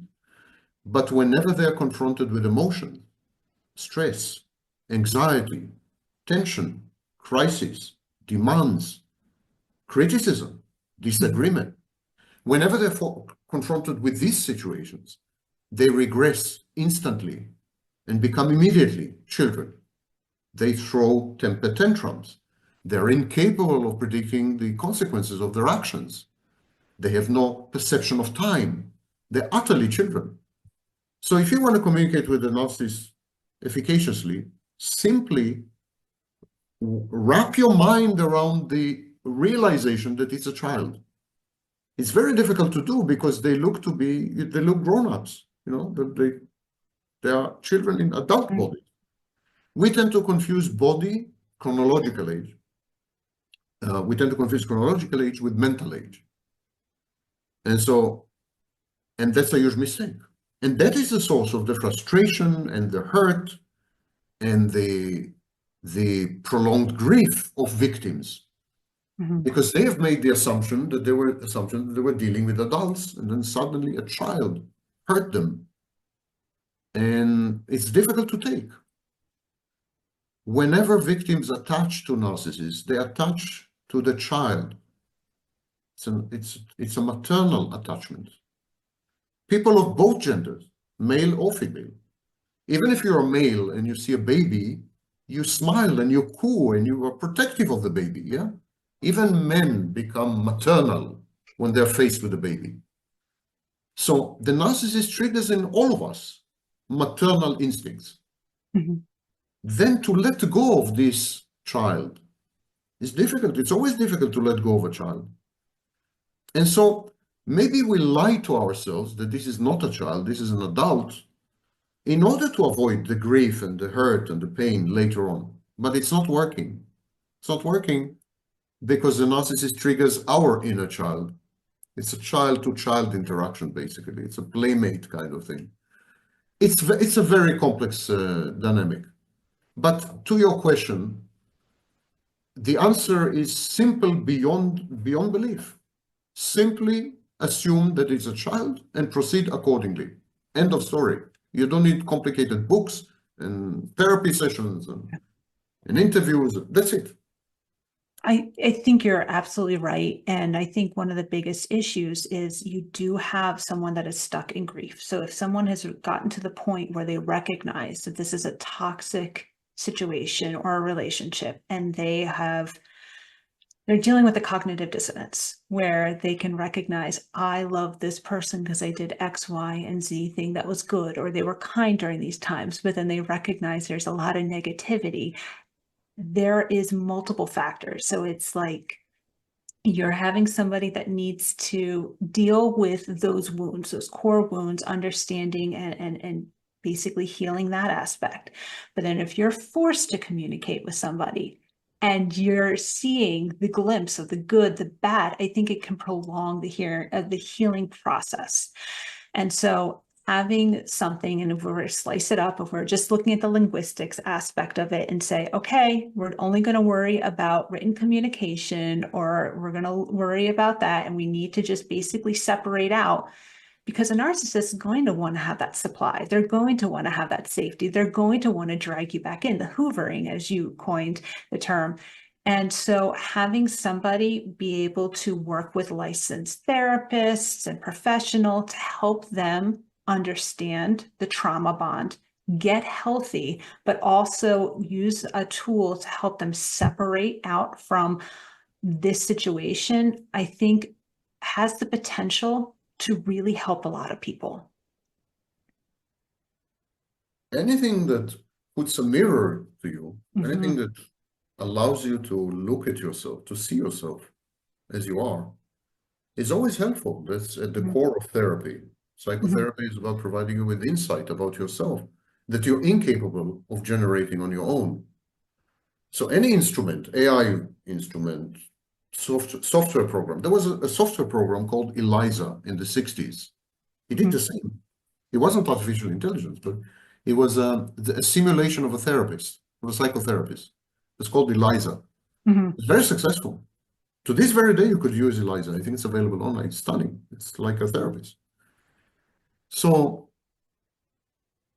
the problem with when you team up with a narcissist one way or another, you interact or you react to the narcissist on so many levels that to extricate yourself later on becomes self-sacrificial. It becomes an act of self-immolation. When you interact with a normal person, even if you fall in love with someone, there's an intimate partner, you have a relationship, and so on and so forth, there is a part of you that is preserved in a pristine way. There's a part of you that is untouched by the partner, which is very healthy, very good. There's a part of you that remains you, never mind what happens to the partner and what happens to the relationship. It's not the case with narcissists. With narcissists, there's a takeover, and it's not always a hostile takeover. The narcissist truly believes in the shared fantasy. He truly believes that he loves you. He truly believes in his promises to you. He truly wants this to work. He believes that you are enabling him to experience, for example, love, or, so he's euphoric. Throughout this, he's euphoric. This is known as narcissistic elation. It's an oceanic feeling. And you respond in kind. You react to the narcissist as a mother, the maternal part. You react to the narcissist as the realization of all your dreams. Your dream come true. You react to the narcissist because of the fantasy. The fantasy is an escape from reality, which is very tempting in today's world. You react to the narcissist as the one, finally found your soulmate or your twin flame, whatever you want to call it, your complement, Everything in you responds to the narcissist, and every single part of you interacts with every single part of the narcissist. Ultimately, you find yourself enmeshed. You find that you have become a single organism with the narcissist. So to let go of the narcissist is to let go of you, is to self-amputate. It's extremely painful. The grief is multifaceted. You grieve for the narcissist, of course. When you separate, when you break up, you grieve the narcissist, loss of the narcissist. You grieve the loss of the fantasy. You grieve the loss of yourself, because you're no longer you. You grieve the loss of the child as a mother. What could be worse? You've just lost your child. You grieve the loss of a parent, because the narcissist plays a role of a parent in the relationship as well. This is the dual mothership thing. And so all these layers of grief interact, reinforce each other. There's an amplification of grief, magnification of grief. And the worst part is this. Following the breakup, your grief is the only thing that makes sense of your life. Your grief is the only thing that imbues your life with meaning, gives you a reason to survive even. Because the alternative is self-annihilating. When you're immersed in grief, you're busy doing something. It keeps you alive. And so grief becomes professional. It becomes a vocation and an avocation. And that's why you see online millions of victims mourning and grieving for 10 years, 15 years, 20 years. I'm kidding you not. They can't stop this. Victimhood has become their identity. And it's kind of identity politics, if you they've become professional victims. It also caters to some extent to grandiosity and so on, but we'll leave that aside. Also, don't forget that as long as you grieve the narcissist, he's somehow in your life. It's a way to stay in touch with the representation of the narcissist in your mind. It's like he's never gone away. You've never lost him because you're still grieving for him. He still occupies your mind in a way. Hi there. In 2021, Facebook rebranded to Meta. And for me, coming from an IT industry, this was an exciting release. At the same time, I was very curious about what it meant for us. Will Facebook come with a metaverse soon? Will it change the world as we know? Is reality going to be replaced by algorithms? And most importantly, how does it impact our society? During this time, I met a very interesting person who provided me with a lot of insights and answered a lot of my questions about metaverse. In this episode, I would like to share that conversation with you. Hope you like it. Thank you, Sam, for doing this. I have been absorbing your information and listening to your talks on various topics through your YouTube channel. So it's really a pleasure to finally meet you in person. My pleasure. Thank you for having me. You seem to have survived my talk. That's rare. I have not just survived. I think I've grown wiser. Yeah. So, for the sake of my audience, just a quick introduction. I would like to make a note here, Sam. You seem to be a person of various faculties. You are a professor of psychology and finance from CIAP's Center for International Advanced Professional Studies. You're also a professor in psychology from the Southern Federal University in Rostov-on-Don, Russia. You're also a former senior business correspondent for UPI and former tech analyst for various online medias. And last but not the least, you're also a writer and a publisher. And Did I get it all right? All this by the tender age of 61, imagine. Yeah. No pressure on me. Yeah. So, Sam, I come from a technical IT, technology and services background. And so hence my natural curiosity on this topic for today, metaverse, especially when last year Facebook rebranded to Meta, and suddenly it became a buzzword in our circle. And I started to explore, as we say, I had a FOMO, fear of missing out. What is Meta? I honestly did not have a very good understanding. And as I was exploring many content, as usual, I stumbled into some of your podcasts, or I think some dialogues on this topic, which was very interesting from your perspective. And hence I thought it'll be great to have this conversation, hearing your perspective on metaverse through different filters, from technical aspect to a psychological aspect to, in general, a human and mental health perspective. So when you hear metaverse, what is metaverse according to you? Well, we can start with a simple technical definition, and then we can maybe try to embed it in history. There's nothing that people do is divorced from context. The context is usually historical. We need to look back to understand the future. Technically, the metaverse is a series of interconnected digital spaces. These digital spaces provide you with a simulation of real-life experience via devices such as goggles, haptic suits, and so on and so forth. So you would need to buy special devices. You can't just, like in the internet, you can't just have a smartphone and do it, but you need to experience it.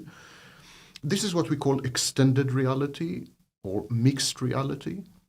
The metaverse would try to confuse us in the sense that it would try to blend or blur the boundaries and the lines between what we hitherto called reality and the future technologies.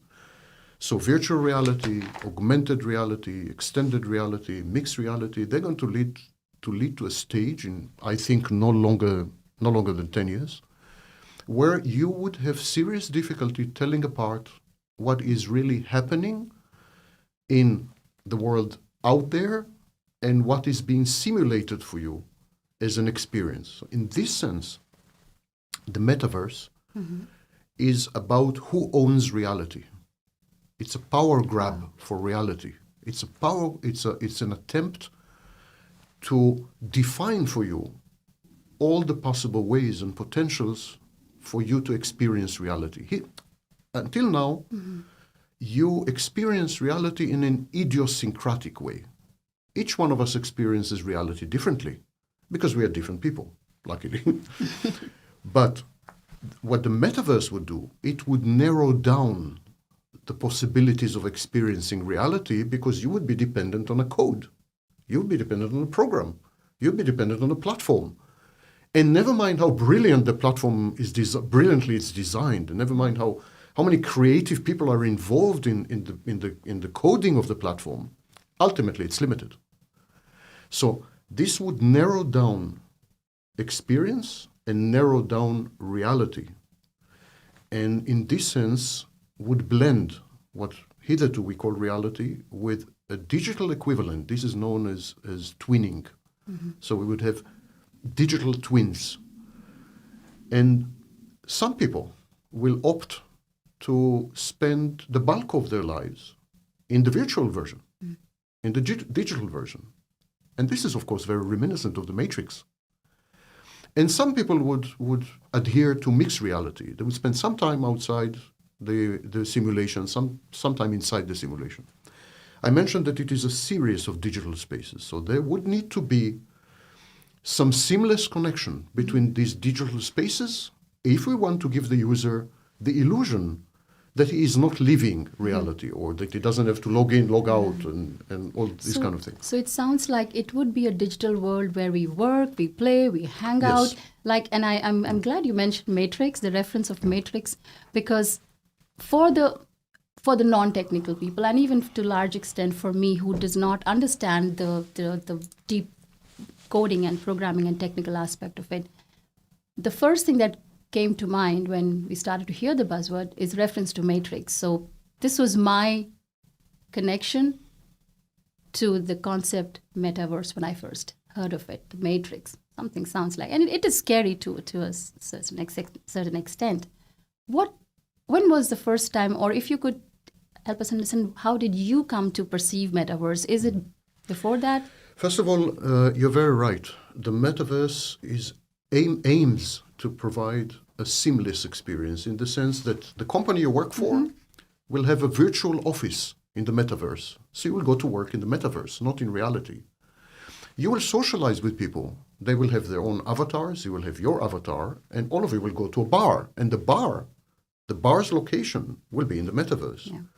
You will have sex in the metaverse. You will date in the metaverse. You will do shopping in the metaverse. You will try on clothes in the metaverse. Gradually, reality would become redundant and obsolete. As the technology advances and progresses, and this is something which will take, I think, a few more decades, integrating with artificial intelligence and other developments. But I could conceive a future in 30 or 50 years where reality would be utterly unneeded, unnecessary, and would be discarded by the majority of people. The convenience of the metaverse is its totality. It's a total immersive environment, which gives you very few incentives to leave it and many incentives to stay. Now, I came across the metaverse because I'm a sci-fi writer, by the way, and aficionado. I must add that to your biography. Yeah, well, next time. don't start. It's too long. Yeah. So I came across, of course, Neil Stephenson's famous book, Snow Crash. Snow Crash. Yes. And he coined the word metaverse, and he's pretty right on. I mean, he got it right. 1992. That's he got it right yeah. in 1992. He started to write the book in 1988, in the throes of a major depression. He had clinical major depression. So the book is the ruminations and thoughts of someone who is in the throes of a major debilitating depression. And so he thought the metaverse is a very depressing thing. So I haven't read the book, but are you saying in that book he coined the word metaverse? Yes. That's the first that we know of. Yes. There's a Chinese guy there, and he's a pizza delivery man of all things. And but in the metaverse is something else, much more elevated and so on. That's another thing, by the way. In the metaverse, you could be anything you want. And the metaverse will have a virtual economy. It will have its own economy. You'll be able to buy things and sell things and translate the sales into actual currency. So you'll have an incentive to operate economically within the metaverse. And in the metaverse, you can become a multi-billionaire. You're a street sweeper in real life, but in the metaverse, you're a multi-billionaire. Now, we've had this experience before. We know exactly what's going to happen, because there still is, a game, an immersive game called Second Life. And it was named Second Life because it gave people a second life, apart from their real lives. And people became addicted. Well over 1 million people became so addicted to Second Life that they actually gave up on reality, and they played the game for 16 hours a day. Consequently, the Diagnostic and Statistical Manual Committee, Edition 5, decided to include a new diagnosis in the DSM called Internet addiction. This was a result of Second Life in 2003, when addiction started to be rampant. Second Life was a metaverse. You could buy things, you could sell things, you could have fights, you could bully people, you could befriend people, you could socialize, you can come in and go out. I mean, it was total life, second life, indeed. And for many of those people, this was an escape from the reality that they couldn't have, or in the reality they couldn't be. That's a huge risk. That's the greatest risk of a metaverse. The metaverse can be easily designed to be fantastic, to be a fantasy, where essentially all the hardships and challenges of reality are removed for you, and only good things happen. This is at least the ideal. What actually is going to happen, and is already happening, for example, in virtual chat rooms like VR chat, you know, what is already happening in immersive metaverse-like environments, and there are quite a few, by the way, we see that all the ills and the problems of real life are imported en bloc into the metaverse. We have political extremism, we have terrorism, we have everything that we have in real life is imported into the metaverse. It's a paradox. While we hear and I see that there's a sense of urgency to look at it as a potential threat. But when like I said, coming from the technology industry, there is a lot of optimism and there's a lot of indulgence in terms of investment and, branding, and the biggest players like Microsoft and Facebook and many more are investing heavily. So it doesn't paint the same picture if you look in the space where we operate in a professional side. What do you have to say about that? You see, corporations and commercial entities have taken over an open platform known as www, and they had leveraged this platform and had abused this platform egregiously for profit. This is precisely what's going to happen with the metaverse. The metaverse should be the equivalent of the initial days of the internet. The internet was designed by Berners-Lee and others to be an open platform. There is even a committee called W3C, which regulates the internet as an open platform. No one owns the internet. There's no such thing. No one owns it. That's why you can't use the internet to punish, for example, people, or to punish even governments, straying governments. There are no litigations. There's no way to. The internet is utterly, I mean, even the technological specs are totally open. IP and DNS essentially are distributed. You can't control the stream. They are random. They reassemble at the end. They are distributed at the beginning. So it's out of control. The lack of centralized control was baked into the internet. And then companies, commercial entities came, and I'm not talking about hardware manufacturers. They were just producing hardware. I'm talking about software and later social media entities. And they had abused and are abusing the internet for profit. This would have horrified the visionaries that had created the internet. Exactly the same thing is happening now with the metaverse. Sorry, to take you back, like you mentioned visionary, or the vision behind creating the World Wide Web internet. What was that? Just to, for all of us to do a reality check, go back into that. What was the internet aimed for and where we have come? It's important to understand that there is a war right now. There's a war between two competing visions of essentially the metaverse. One competing vision is called Web3, and one is called the metaverse. Now, Web3 is going back to the roots of the internet. Web3 is about decentralization, handing the power back to users and to content creators. Now, this is supposed to be done by introducing crypto assets, or blockchain technology to be more precise, into the structure of the new iteration of the internet. So if you introduce blockchain technologies, no one can monopolize your identity, no one can fake your identity, and no one can collect your data. It's an attempt to take back power from the likes of Meta platforms, erstwhile Facebook. So that's a Web3. Web3 is a grassroots, populist and popular movement to take back the internet from the commercial giants.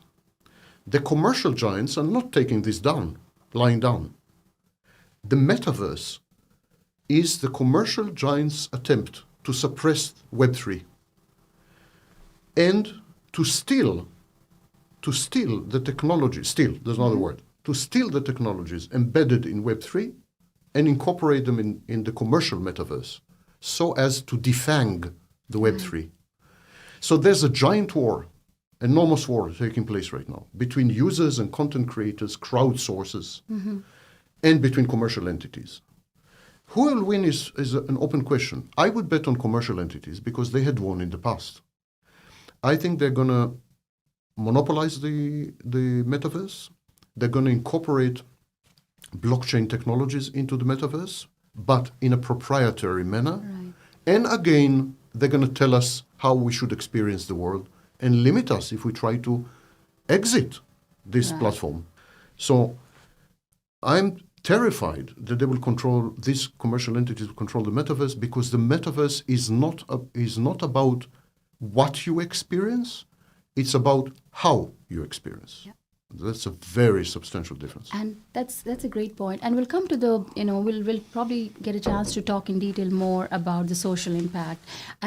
You mentioned, while we're on the commercial aspect of it, it seems like there's a lot of money at stake. And there's a lot of mobilization of money that's going. So investments, like I mentioned, by Facebook, Google, and Microsoft. Do you see them as being one major corporate collaborating together, or do you see there would be a clash of markets or? All previous media, starting with telegraph and radio, and continuing into the internet. All previous media start with competition. And then the big players settle on a set of standards. Yeah. And then they adhere to these standards. But the metaverse is different. If Google will have its own metaverse, and Microsoft will have its own metaverse, and Facebook, Meta platforms will have their own metaverse, the metaverse will fail and die.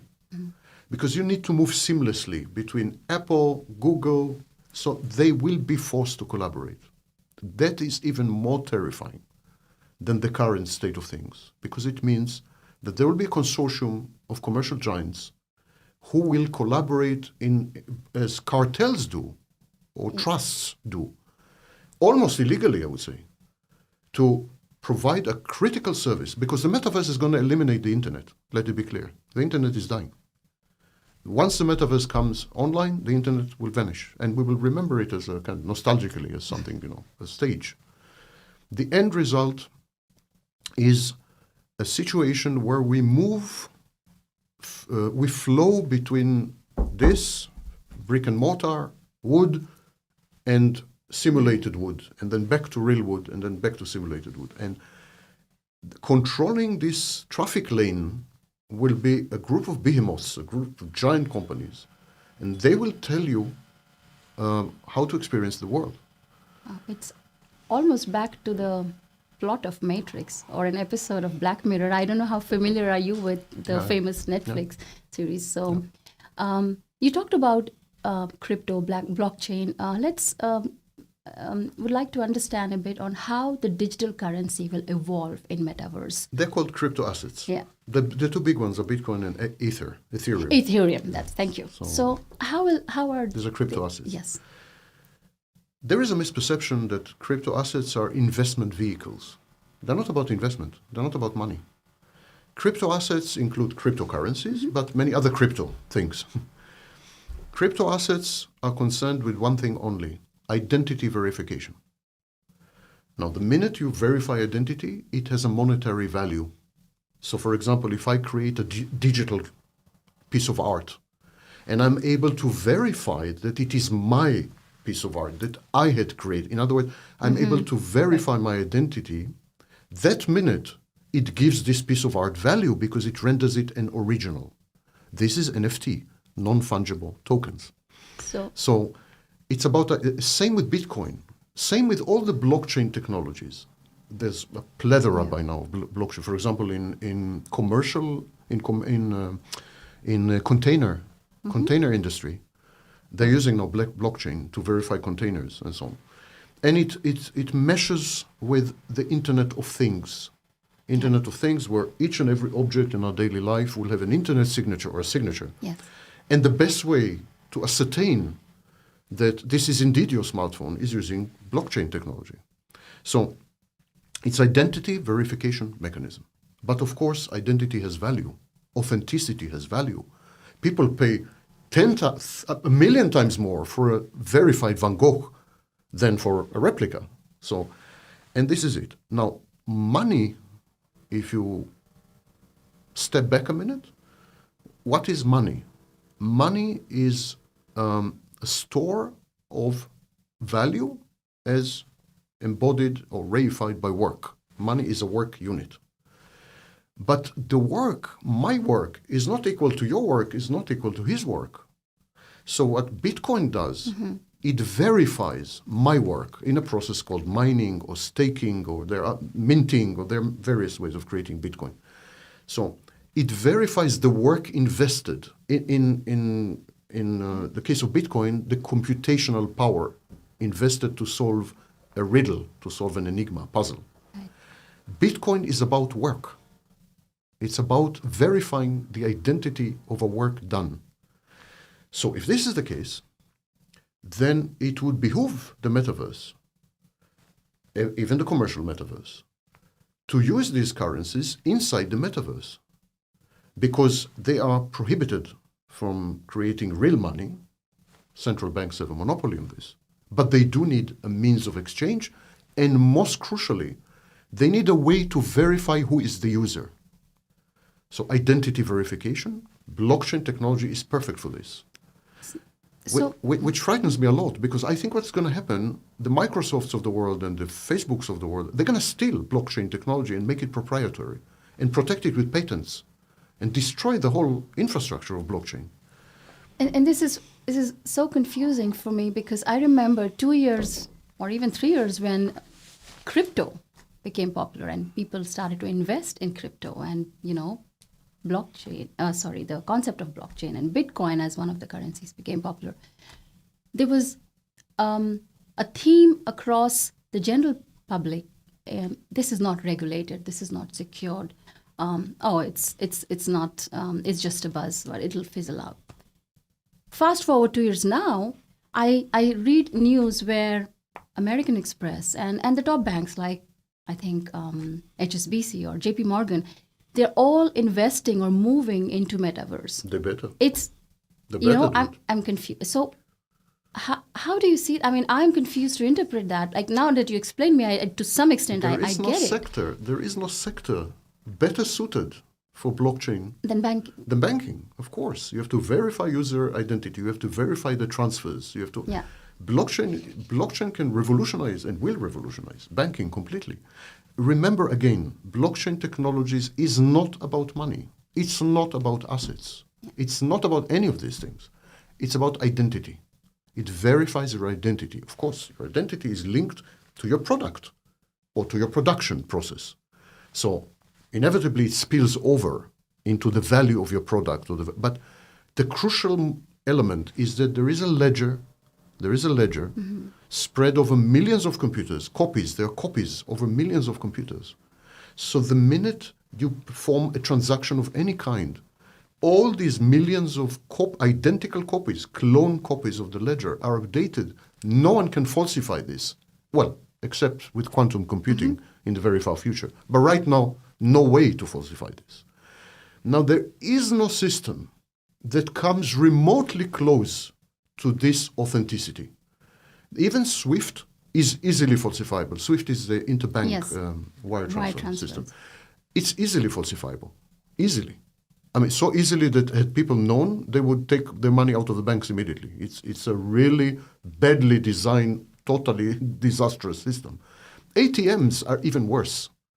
So blockchain is a solution for international commerce, for banking, This is why the big commercial companies will usurp it, hijack it, and make it proprietary, and destroy these grassroots endeavors to, provide alternatives. And do you think the inflation and the dying concept of money in general led to this sudden rush for the financial organization metaverse? First of all, let's be clear. Yeah. The concept of cryptocurrency is far from new. Second Life, remember I mentioned Yeah, Second Life? yeah. They had their own currency. It was called the Linden dollar. So inside Second Life, you could pay with Linden dollars. And you could even convert Linden dollars into US dollars. So people were using Linden dollars to buy real estate, to buy clothes, to buy inside Second Life, virtual assets. The virtual economy is a thriving, enormous business. Now, why would people pay tens of thousands of dollars for a virtual good that essentially is reproducible, easily replicable, difficult to ascertain as to authenticity, except if you use blockchain?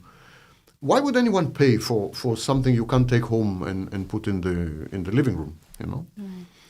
Because people realize that the future is virtual, that reality as we had known it hitherto is dying together with the internet.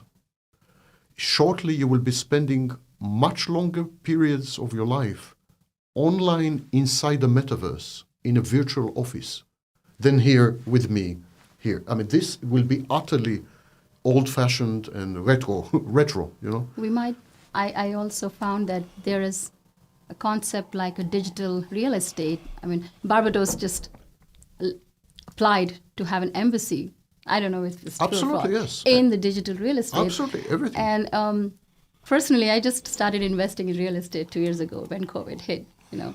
And now I'm thinking, maybe I made a wrong decision. Maybe real estate investment in a digital landscape is going to be the new thing. But virtual assets, digital assets, what we call digital twins, which are worlds constructed of digital assets exclusively, they're going to be a lot more valuable in 20, 30 years than any physical entity. Right. Anything brick and mortar and wood.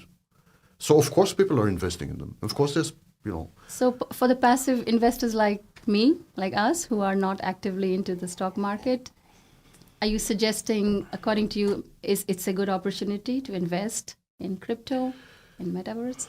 I don't think so, and I'll try to explain why. People are investing in these virtual assets because they are reading the cards correctly. Yes, virtual worlds are going to be much more valuable than real ones.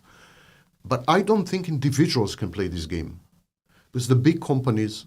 By individuals, you mean like us? Me and you. Okay. Me and you. Maybe pension funds can play this game, but we cannot play this game because the biggies will not let us. The biggies are intent, and that includes governments, by the way. They're intent to destroy this popular movement. Intent, absolutely. Because they cannot control or regulate. China criminalized cryptocurrencies. China. Russia had created its own cryptocurrency, and it's the only legal cryptocurrency in Russia. So did Sweden. It's spreading. Governments and commercial entities are trying to hijack these technologies. And so individuals who invest in these technologies and in virtual assets will find, to their detriment, in 10 years or 20 years, that governments and commercial entities have rendered their investments null and void. Unless you give a huge portion to these commercial entities and governments.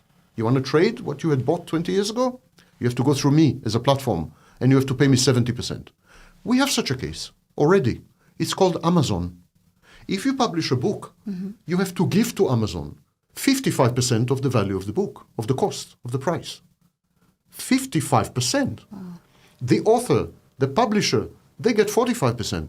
Amazon, by virtue of being a platform, nothing else, is getting 55%. So today you, Divya, you buy a real estate, virtual real estate. No problem. And it appreciates. And you think you're a great genius. And then you try to sell your real estate. And there will be only one place to sell it. The combined metaverse of all these giants. And they will tell you, you want to sell it? Okay. Our commission is 80%. That's it. You know? Very interesting. That's it. And I'm telling you that this has happened already with books and with DVDs and so on on Amazon. Amazon did exactly this. It created a marketplace, which is essentially a metaverse. It created a marketplace. Then many publishers and booksellers and so on came there. And then they said, okay, you want to use our platform? It's a minor commission of 55%. You know? Thank you for sharing this perspective. Take it or leave it. Take it or leave it like. You don't want to? I'm not forcing you to sell through Amazon. When you complain, they say, we're not forcing you. You can sell anywhere else. Is there anywhere else? No, there isn't. If you're a publisher or a bookseller, there's only one marketplace left, Amazon. Sales of books worldwide are 81% through Amazon. It's a monopoly. It's a cartel. It's a trust. Does anyone dare to take on Amazon? Any politician? They would be eradicated. No one dares to take on these giants. Right. There's a lot of talk in Congress and so on, but everyone is terrified because if you're a politician and you dare to take on Facebook, suddenly you will find that your speeches and so on are never recommended. They don't make it to the newsfeed. They have the ability to render opponents, adversaries, and critics invisible. A process known as shadow banning on YouTube and on Facebook. So they are very aggressive in eliminating dissent and opposition.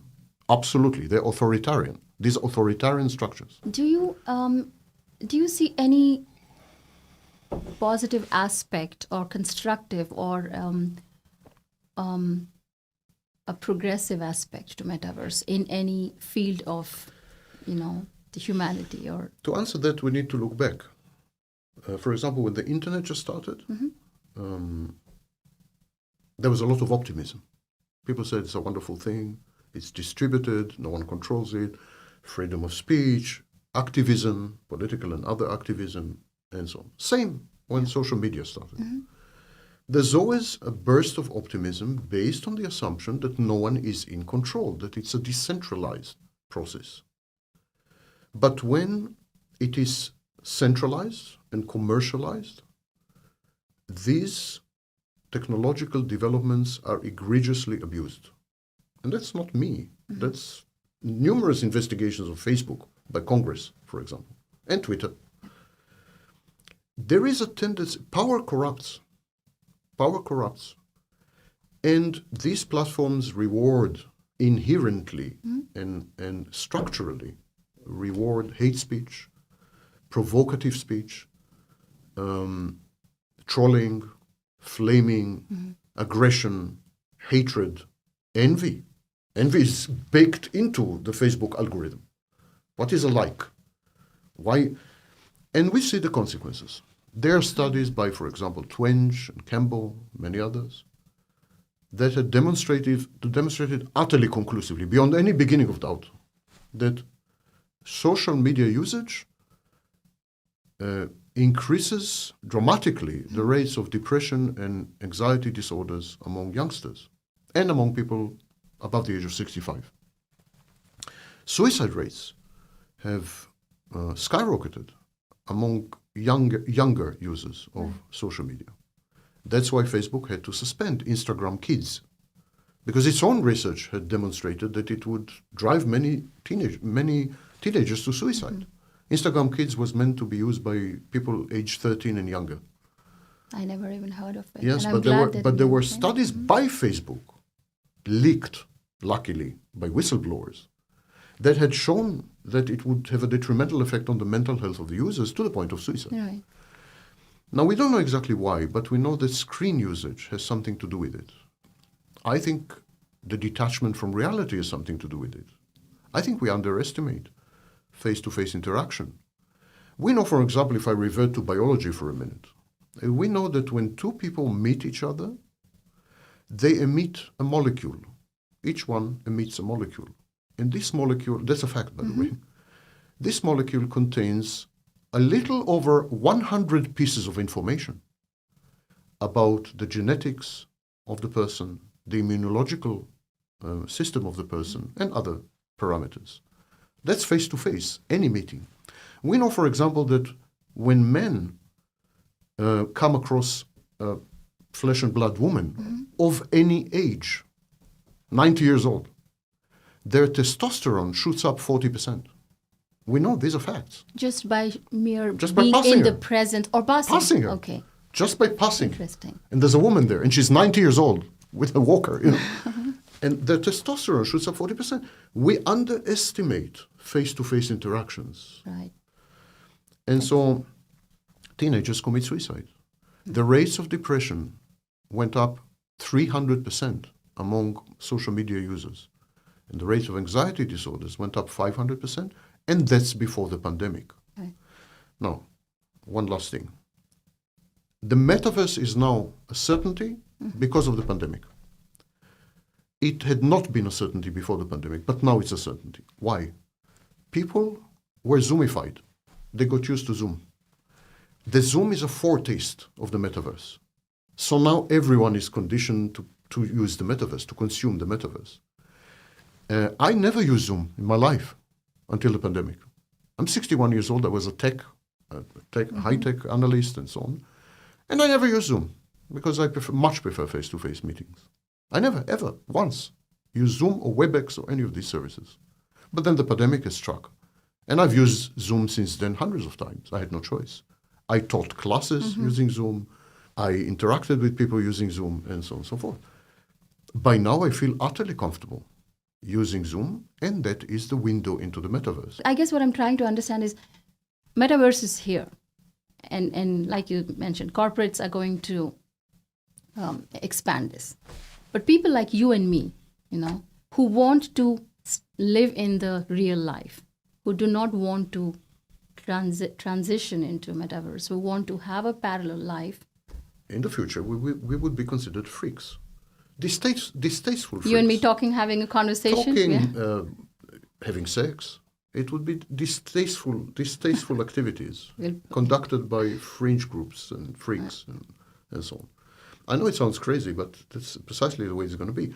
As today, people frown on someone who doesn't use social media. If you don't use social media, there's enormous peer pressure on you to use it because it had become the preferred way of communicating. In the future, when the metaverse is all-pervasive, and it will be all-pervasive, there will be a lot of pressure on you to conform. And if you insist on face-to-face meetings will be considered a throwback or a freak or something's wrong with you. How will the family life evolve or the social life? Not talking in context to a male and a woman interaction, but the general, community, neighborhood, eating, having dinner together. What is, according to you, some solutions to it, if we can? It's a process known as atomization, where people are rendered self-sufficient by technology, and then they lose all incentive to accommodate other people, to compromise, to negotiate, because being with other people is onerous. Other people are ornery, they are opinionated, they are pain in certain nether regions of the body, and so on. It's a lot of effort to be with other people. And then if you're self-sufficient in the truest sense of the word, in the fullest sense of the word, why would you? Why would you? It's a disincentive. So atomization had taken over. 2016 was the first year when majority of women and men did not have any contact with the opposite sex in the United States. And people spend the bulk of their lives now in residential, self-contained residential units, not having any contact with other human beings. That is a fact, by the way. 31% of people are lifelong singles. Another 15% are in between pseudo-relationships. About half the adult population gave up on relationships altogether and had decided to live a single life. Cat ladies and all kinds of. So atomization has been habituated. It's a habit now. People don't feel the need to. And you see, for example, the huge protests against return to office, RTO, return to work, after the pandemic, when companies announce, okay, you've got to come back to the office, there are huge protests. People are saying, no way, we want hybrid work, or we want, And why is that, according because to they don't want to be with other people. It's a waste of time, it's annoying, they have to, they commute. Do you think it's a phase and we'll get over it? And No. at the core of human existence, we crave for interaction and emotional connection? No, I don't think so at all. I think self-sufficiency is alluring, it is grandiose, and it is dopaminergic. In other words, it provides you with a dopamine rush. It reduces anxiety. If you're self-sufficient, your anxiety level is lower, of course. It might be depressive, but there are antidotes to this, like Netflix. I think all in all, given the choice, most people would prefer to be alone most of the time, and if possible, all the time, given the choice. Indeed, we see a drop of 30% in sex. Sex is a major, major barometer. We see a drop of 30% in the sexual activities of people under age 35. They have fewer sexual partners than my generation, the age of the dinosaurs. And they have a lot less sex than my generation. Contra to the hype of hookups and so on. Actually, sex is becoming obsolete. In at least 2 countries where we have massive documentation and studies, people under age 35 are actually not having sex at all, like Japan and the United Kingdom. Sex is supposedly that thing that you cannot resist in the presence of another person. And yet people give up on it. They give up on it. Even that is not worth it. When the metaverse comes and you have a haptic suit and haptic gloves and the right goggles, you will date and you will have sex with the most gorgeous, intimate partners. Why would you seek anything else? We have a harbinger. We are already witnessing a harbinger of this. It's called pornography. People who consume pornography are dramatically less likely to seek sex partners. Pornography utterly satisfies their needs, although admittedly this is more among men than among women. But women need men to have sex, heterosexual at least. So I'm mentioning sex as a barometer, as an indicator, but many other things. For example, family reunions or meetings. In 1980, people were asked, if you are in a calamity or in a disaster, how many close personal friends do you have that you can approach and ask for help? The number then was 10. That's 1980. 40 years later, the same question, the number was 1. Wow. In 1980, people had 10 close friends. Today they have 1. Family, the nuclear family had been hollowed out completely. All the functions of the nuclear family, the erstwhile functions in the 19th century, education, healthcare, they're provided by the state. There's no need for the family. It's utterly redundant and obsolete. Indeed, when children grow up, they are rarely in touch with their parents. The frequency of contact with parents dropped 73% between 1990 and today. The rate of marriage dropped 51%. The rate of childbearing had collapsed utterly, even in an immigrant country like the United States. No industrial country meets the replacement rate. In other words, in all industrial countries, the population is diminishing because people are not making enough children to replace the dying. It seems that we have almost unconsciously, unknowingly been prepared, set for living in metaverse, which is interesting to observe. But like I said, the optimist in me. One last question about how we could self-regulate, or how the government actually could. You mentioned China, Sweden, and Russia taking some among many measures to control and not let the corporates capitalize and monetize and dominate the world. Do you think the societies, typically Eastern societies, and I might be wrong, but India, China, or Russia probably, or traditional societies have also a need to control from a socio-cultural perspective? And is that a good thing? And if that's so, do you think we should continue? We should force ourselves to get out there, meet people, go and meet your family more. Do not hesitate to interact with friends. First of all, just to correct something, countries like China, Sweden, Venezuela, and Russia, many others, what they're trying to do, they're trying to hijack blockchain technologies and especially cryptocurrencies.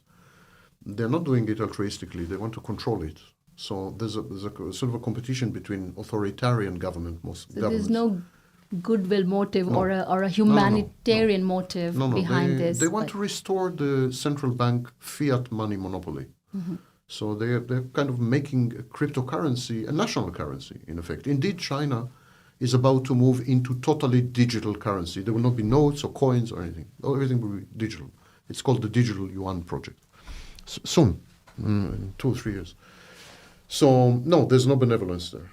It's simply governments competing with commercial entities who will own the. Now, more as to your question. When it comes to the metaverse, the only hope is to establish open standards. The minute there are open standards, this enables competition. If the metaverse is accessible to me as a two-person company because the standards are there and they're ready-made and I can just copy-paste them, then I can create my own metaverse. And you can create your own metaverse. And then if many people, millions of small companies, small corporations, create metaverses, the fragmentation of the market will be such that the giants will find it difficult to monopolize or dominate if they're forced to integrate seamlessly with anyone who creates a metaverse. So they don't shadow ban me, my metaverse. I create a metaverse, Google can tell me, not in our backyard. That's your metaverse. We are not integrating with you. So without Google and Apple and Microsoft, my metaverse is useless. But if there are open standards and every metaverse must be integrated with every metaverse, it's by law, then that could create competition which will neutralize this problem. More to the other point you've raised. It takes legislative will to reverse. It's possible to reverse. Yes, absolutely, it's possible to reverse. But it takes legislative will, which I think lawmakers are terrified of the power of these companies. Simply terrified of them. These companies own also old media. For example, Amazon's Bezos owns the Washington Post. It's not only these are So they're afraid. Simply, lawmakers are afraid. They could be rendered invisible and lose the next election and so on. So, but if by some quirk and mystery of history they will unite and so on, of course there are ways to reverse. I can right now I can spew out 200 measures. For example, I would limit the time you can be on social media or in the metaverse. There will be a clock on your computer, and when 3 hours have elapsed, you will be forcibly logged off. End of story. No appeal process, nothing. And you will not be able to falsify your identity as another user because you have blockchain identity. So that's one thing. Second thing, you could not be friends on Facebook with someone you have never met in real life. You want to be friends, you have to produce proof that you had met in real life. A photograph in a bar. I like that one. Example. I think we should start applying that.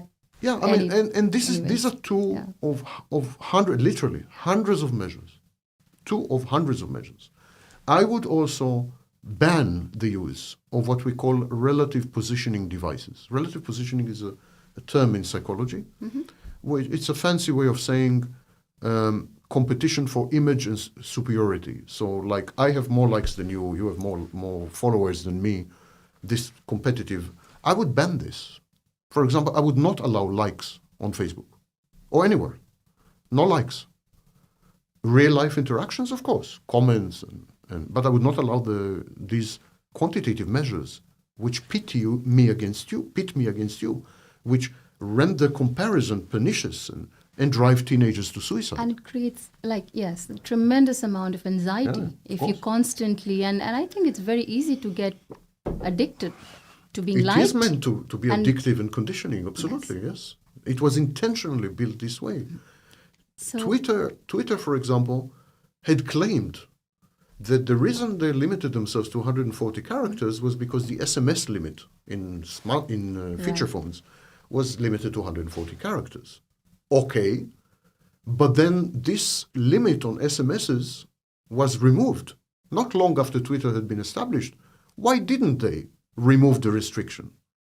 Well, there's a secret motive here. If I limit your speech, you are far more likely to be aggressive. It's a fact. If I limit your speech, you can say only 3 words. These 3 words are likely to be a hell of a lot more aggressive than if I let you, express yourself freely. Right.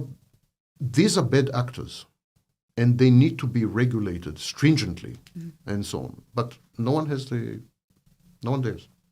So, to summarize, how we can control, or at least not saying reverse the metaverse, but bring to a level of acceptance and a balance where the real life does not get threatened or... I would ban all transition vectors from the metaverse to the real world. You make money on the metaverse, you cannot convert it to US dollars.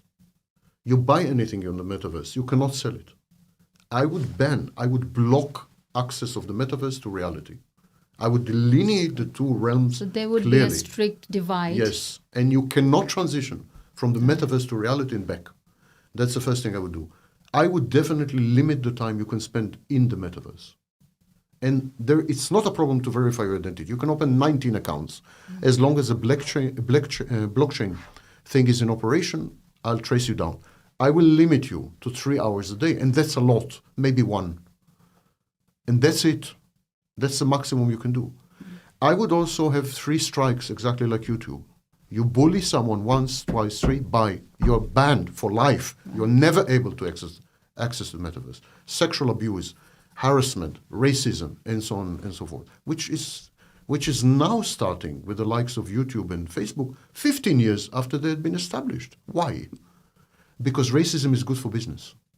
Hate speech is excellent for business. Right. So they let it happen. Terrorism videos, ISIS videos were common on YouTube until 2 years ago. Right. You know? Any emotional tools as a human, like we talked about how the government could take controls or how we could have a technical solution by limiting putting a clock.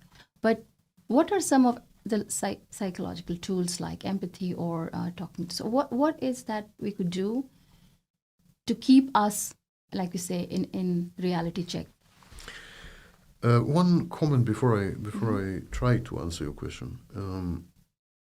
Only 2 constituencies can affect change in the metaverse via grassroots activism.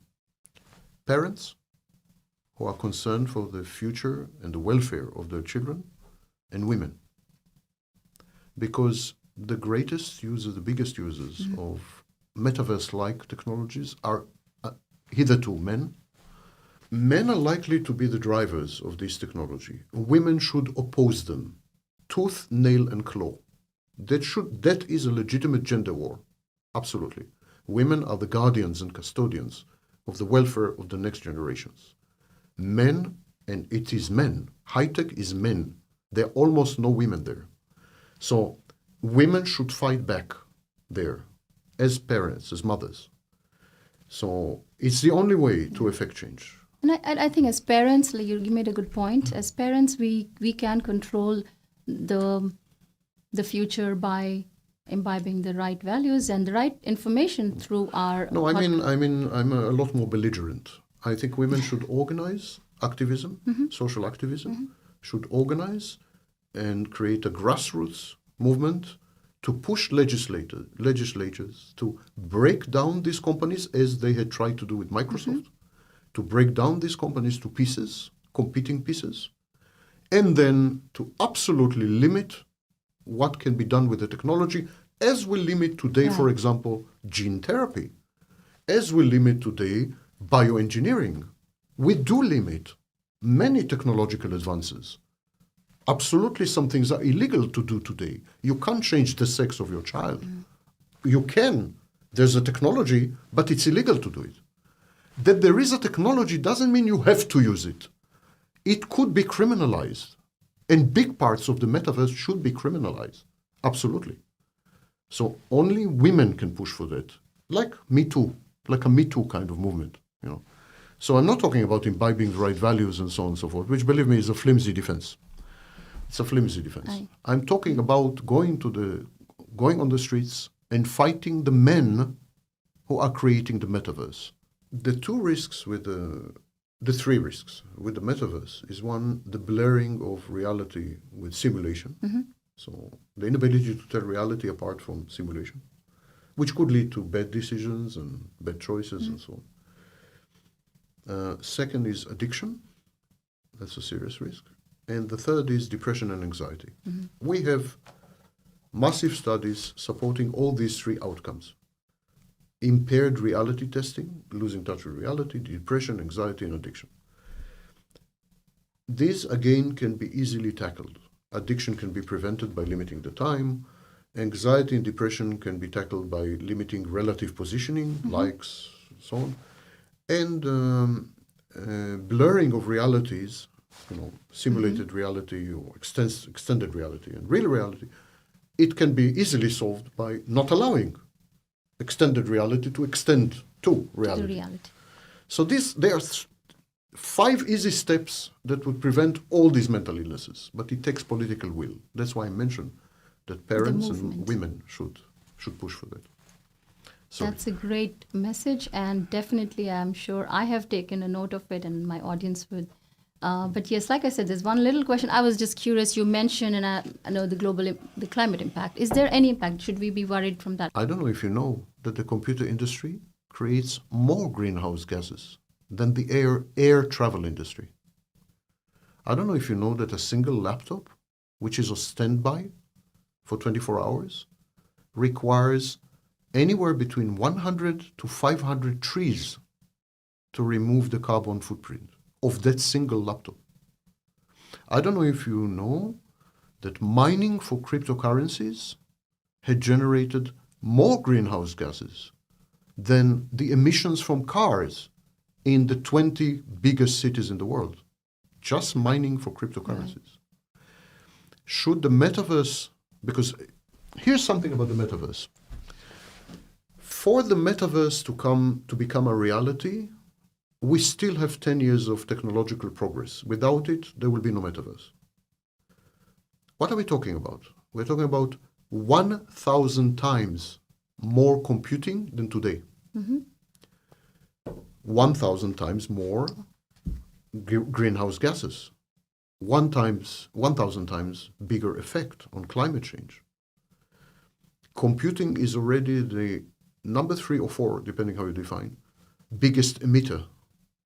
And therefore, computing shapes climate change adversely.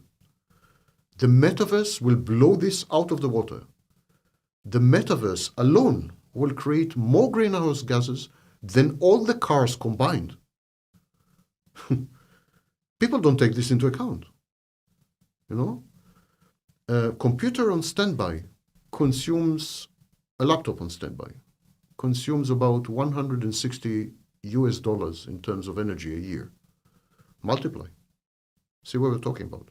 Most of this energy comes from coal in China, for example, in Australia, for example. So this is coal-powered. Computing is a coal-powered technology. Right. Metaverse will multiply this by 1,000. That's not me. That's the vice president of Intel. That's not something. That's his calculation.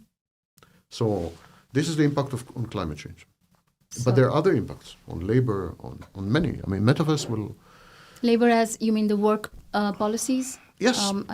If you work in a totally virtual environment, it raises interesting issues, very interesting issues. For example, wage equality, bullying in the workplace, mental health issues of workers will increase dramatically. Who will take care of them, and so on. So, the workplace will be reshaped. Climate change will be then rendered irreversible. Metaverse alone will render climate change irreversible. Alone, just that. And social issues, sexual abuse, for example, and rape, virtual. Yes. How do we deal with it, and so on. So, it's transformative. It's a revolutionary technology. So, parents, women, climate change catalyst, and all of us, we all must watch out, get ourselves more informed, educated about metaverse because it's coming. And I think through this knowledge, we would have more clarity, and through clarity, we'll have power. So we could go drive those movements or steps to mitigate the risk of metaverse. But thank you so much, Sam. This was very insightful. And like I said at the beginning of my conversation, after listening to you, every time I feel I have become a little more wiser, a little more aware. Thank you. Thank you for watching. If you enjoyed our conversation and this video brought you value, please hit the like button and subscribe if you haven't. Until next time. Valentine's Day is approaching, and so inevitably my next interview, the one you're about to watch, is with Valentina. Valentina Poletti.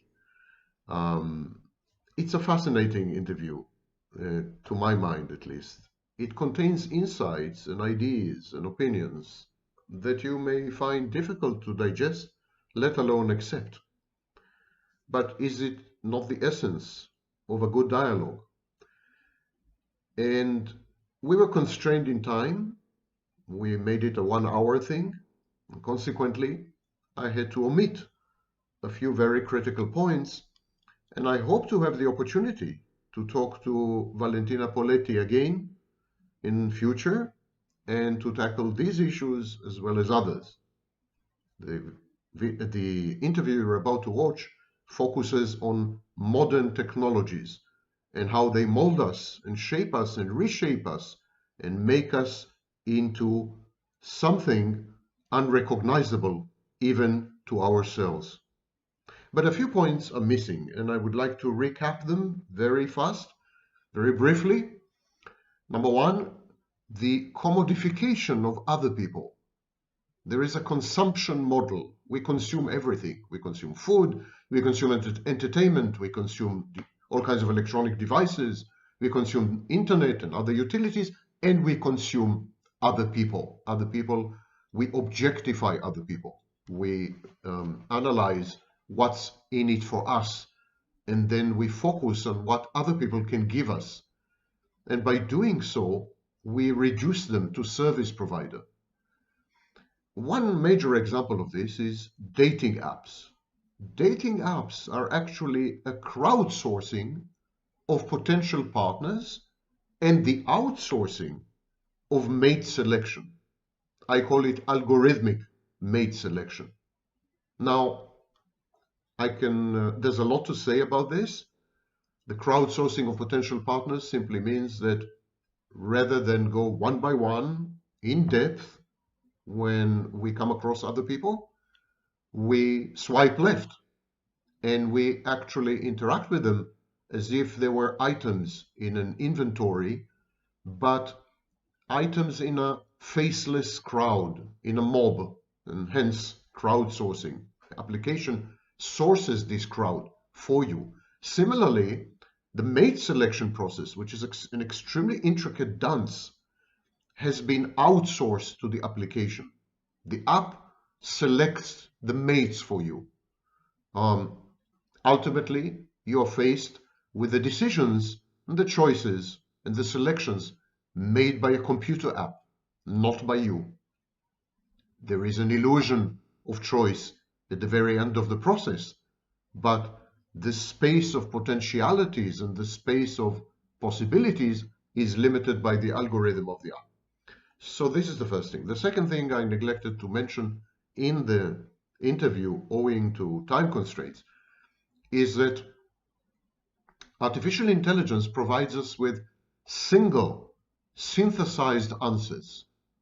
When you Google, when you use a search engine, you get multiple options, and you have to wade through these options. You have to study, you have to browse, you have to go deep, you have to conduct additional research, refine your search, and so on. It's an active, interactive, proactive process.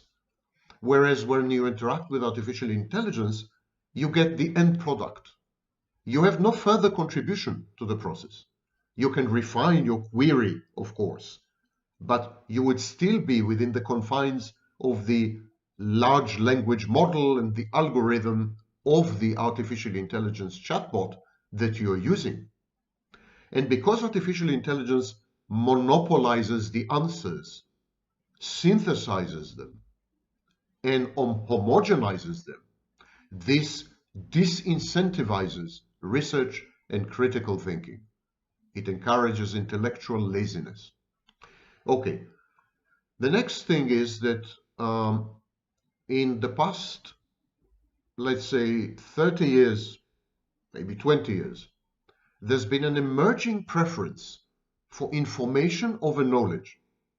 Information is the raw, unprocessed, non-structured data.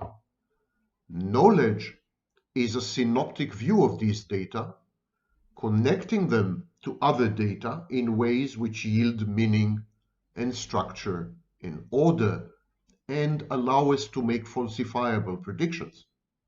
In other words, knowledge is a set of theories, theories about ourselves, about other people, about relationships, about the world, physical and otherwise, and so on. This is knowledge. Whereas information is just data. It yields no meaning. If you were to try to extract meaning from information, you would need to convert it into knowledge in your own mind. Hence the phenomenon of conspiracy theories. Yeah? So only very few people are qualified and skilled and taught how to generate knowledge. And so the outcome is that when laymen or people who are not qualified confront the avalanche of the tsunami of information, online mainly, they end up creating nonsensical or conspiratorial or frankly insane theories. They end up creating pseudo-knowledge, which is counterfactual and very often demented. Finally, an insight that I, again, didn't have time to mention in the conversation is that there are only three ways to interpret the world.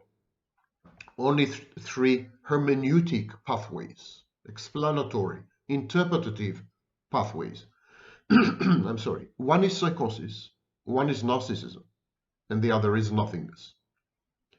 The psychosis is when we generate mentally something, an artifact, a concept, a construct, an idea, and so on, and then we attribute to this epistemic creature ontological status. So we conceive or conjure up a god, and then we say God exists. It has existence. That's psychotic. It's completely psychotic. Religion is psychotic. So psychosis was the way humanity had coped with reality and with the world and with the universe and with the mysteries of life and with the meaning of life and so on. Psychosis was the natural reaction. It was also known as religion. And then came the age of narcissism, the age we live in right now. And it is an age that places emphasis on the individual as the source of all certainty and knowledge. We look inwards in order to make sense of the outward. We look internally. We refer internally in order to make sense of the external. And finally, nothingness is authenticity, what Sartre called authenticity. I have a whole channel dedicated to nothingness, and I have a nothingness playlist on my main YouTube channel. These are the three choices we face when we try to make sense of existence and imbue reality with any meaning. Nothingness, authenticity, is not about being a nobody or doing nothing or destroying the world. It's not nihilism. It is about choosing to be human, not a lobster. It is about putting firm boundaries between you and the world and emerging and becoming within these boundaries, which provide you with a modicum of safety. And now, onward, Christian and of course Jewish soldiers, to the interview with Valentina Poletti, a few days before Valentine's Day. Okay. Okay, Okay. so here's where Okay, you also welcome me and allow me to introduce myself. okay. Hello, Dr. Sanvakni. I am very honored to have you here today. Thank you so much for your presence. I am very happy for this interview with you, as you are the expert on narcissism, and I would like to ask you some very relevant questions on the topic today. So why don't we start with an interview, brief introduction about you and your career and your expertise, so then we can proceed with the questions. Yes, thank you for having me. So my name is Sam Vaknin. I am the author of the book Malignant Self-Love, Narcissism Revisited, which was the first book to describe narcissistic abuse. I coined the phrase narcissistic abuse, and I coined most of the language in use today to describe narcissism, at least online. Um, I've been studying narcissistic disorders of the self for well over 30 years. So I've been in this racket for 30 years. And I'm teaching in various universities, especially in Europe. I'm a professor of psychology. So now let's move from this, the not important part, to the important part. Yeah. No, it is very important because your content has been one of my first inspiration to start to understand this topic. So I am very grateful for all of your work, and especially the very important insights that you keep giving and sharing to the world about this very difficult, challenging topic that is often misinterpreted and misspoken about. So I'm very grateful that you keep sharing clarity and insight on this very relevant topic. Thank So you. what I would like to talk about today is I would really like to get some of your expertise on cultural narcissism. I feel that this is a topic that is extremely relevant, especially today with things going on in the world and things just exponentially growing and international relations becoming a very important part of our daily lives. I believe it is a very relevant topic, and yet I feel that very few people are truly going deeply to discuss and research on it. So that's why I would really love your input on it. And we can take this in any direction that you feel is relevant. But how about we start with the effect of technology on narcissism? I know this is an area that you're interested in. And so I would really like to discuss this and talk about this with you. And would you like to start giving your input and opinion and expertise on how, for example, internet, social media, and the incredible exponential growth of these tools in the past decade and the way that they have been impacting society, especially our relationships?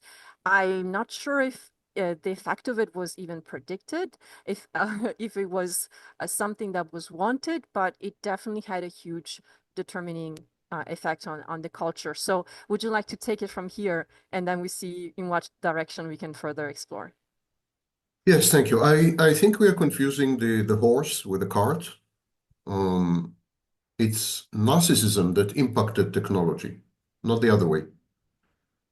The rise of narcissism in society preceded the creation of the modern technologies that we use today for communication, for social interaction, and so on. So, starting in the 1970s and 1980s, there have been several scholars, for example, Twenge and Campbell and others, who have documented an alarming rise in what could only be described as pathological narcissism, or at the very least, narcissistic traits and narcissistic behaviors, especially among the young. Technology was responsive to this. It's a response to this. Technology is always a laggard. Technology always observe the people who design technology, observe social trends, and then they structure technology in order to respond to these social trends and, of course, inevitably to amplify them, to enhance them. So social media and similar technologies were designed as a reaction to the need that people have felt to be seen and to feel unique. As the population exploded throughout the globe, today we are 8.3 billion people, as we have transitioned from villages to cities, where social interaction is cursory and perfunctory and limited and superficial, people felt the need to be seen in the fullest sense, not to be observed. To be observed is something else, but to be seen. In a village, you're seen. Everyone knows you. Everyone knows your family, the history of your family. Your business is everyone's business.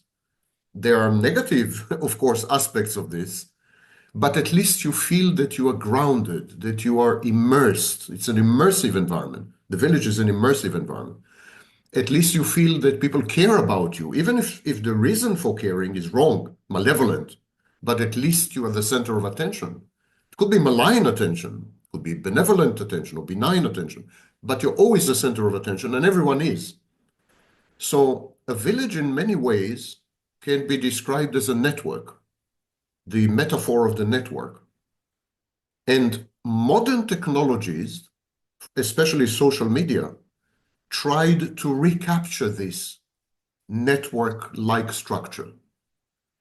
In a village, you have a network. Everyone is a node. Everyone is equipotent. Everyone is equidistant. And the information disseminates across the network very fast.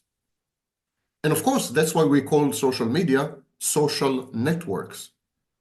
It's a village model. It's an attempt to escape the city and to be seen, and to be the center of attention, and to be noted, and to be attended to, and to be perhaps criticized and perhaps supported. There are support forums and support groups and so on and so forth. This has failed miserably. This attempt has failed miserably. And what it has done, what it has accomplished instead, is a rise in atomization and the attendant solipsism and narcissism. Because social media compete with you for your time, compete for your time, compete for your eyeballs. They monetize eyeballs. It's an attention economy. So if you have a boyfriend, your boyfriend is in direct competition with Facebook and Instagram. Every minute you spend with your boyfriend is a minute not spent on Facebook or Instagram. So this so-called social network are actually a social network, not antisocial, but asocial. They encourage you to give up on intimacy, to avoid human contact, to isolate yourself, to atomize the fabric of society, and thereby they render you a hostage to the social medium or the social network, in the sense that 100% of your attention is dedicated, goes there, and is being monetized and in the bottom line. So social media started with good motivation, with a good idea in mind. The city is anonymous. The city is alienating. In the city, you are just a number, like in a prison, a giant prison. In a city, you are dehumanized and objectified and everything. And we're going to restore the village spirit. We're going to create networks. And in a network, you can talk to many people. You'll exchange things, recipes, I don't know what. You will be loved and you will love back. There was this utopian view of social media and social networks. But the economy of these technologies, the profit motive of these technologies, made them go exactly the opposite way, isolating people to the absolute maximum, encouraging them actively to hate, to troll, to rage, to envy, relative positioning. You know, envy is a crucial engine of these technologies, and encouraging you to avoid all social contact, because if you are in connection or interaction with other people, this is time wasted, because you could have spent this time on social media and get these dopamine rushes or dopamine hits of likes and views and so on. This is how I think it went. It started with narcissism. Narcissism is a defense. We should never forget this. We chastise narcissism and criticize it and attack, but narcissism is merely a defense. And it's a defense against the feeling that you are disappearing, that you are no more, that no one pays attention to you, no one cares about you, no one. So this is a defense. It says, maybe no one pays attention to me, but I'm godlike, I'm important, I'm omniscient, I'm omnipotent, it's self-enhancement, because no one else would enhance you. It is self-supply, self-attention, because no one else pays attention to you. That's how it started. And all the attempts to take care of it somehow via technology only serve to make the situation much worse. Wow, that is a really brilliant exposition on the effects of technology, which I believe a lot of them we have not even thought about these consequences. And I, the connection between trying to create a village life in a city, I had not thought about it. That's really unique. So thank you for that input. And I remember also watching a video of yours where you talked about how cities are the first form of virtual world, and I thought that was also a really brilliant way of looking at this. The way we're disconnecting further and further from our natural tendencies, from connection to the natural world, connection to natural needs and tribe relations and so on. So it seems that we have tried to sort of fix the problem of disconnection that cities have created, but we have generated yet another problem. So Much instead of bigger one. being able to come back to the natural communion way of human life, we have just created another patch that has led to another And consequence. I think a much And bigger problem. It's not only another problem, it's a much yeah, bigger problem. yeah, Another, exactly. if I may just to interject and add another dimension to the conversation. Cities are symbolic spaces. That's why I call them virtual reality. Yeah. They're symbolic spaces. Everything is about symbols, the manipulation of symbols, the accumulation of symbols, the exchange of symbols, the replacement of real life objects with symbols. We even replace money with symbols. No one has money. People have credit cards or they have digits in the computer at the bank. They think it's money. It's not money, of course. And similarly, people are beginning to interact remotely. They have long distance relationships. They have friends on Facebook and so on and so forth. So when we created cities, we disengage from reality, not only from nature, not only from our nature, but we disengage from reality. We made a choice to transition from a real space or a natural space to a symbolic space. Now, social media attempted to reverse this. They attempted actually to transition back, to revert from a symbolic space to a real space. The idea was that as you interact with people, you get to know them, and there's going to be a spillover. You're going to meet them in real life, and you're going to develop, even lonely people, schizoid people, are going to find friends. They're going to. But of course, what has happened is that we ended up converting people into symbols. While hitherto we converted mostly objects into symbols, living environments into symbols, we symbolized almost everything except people. Now with social media, we are converting people into symbols as well.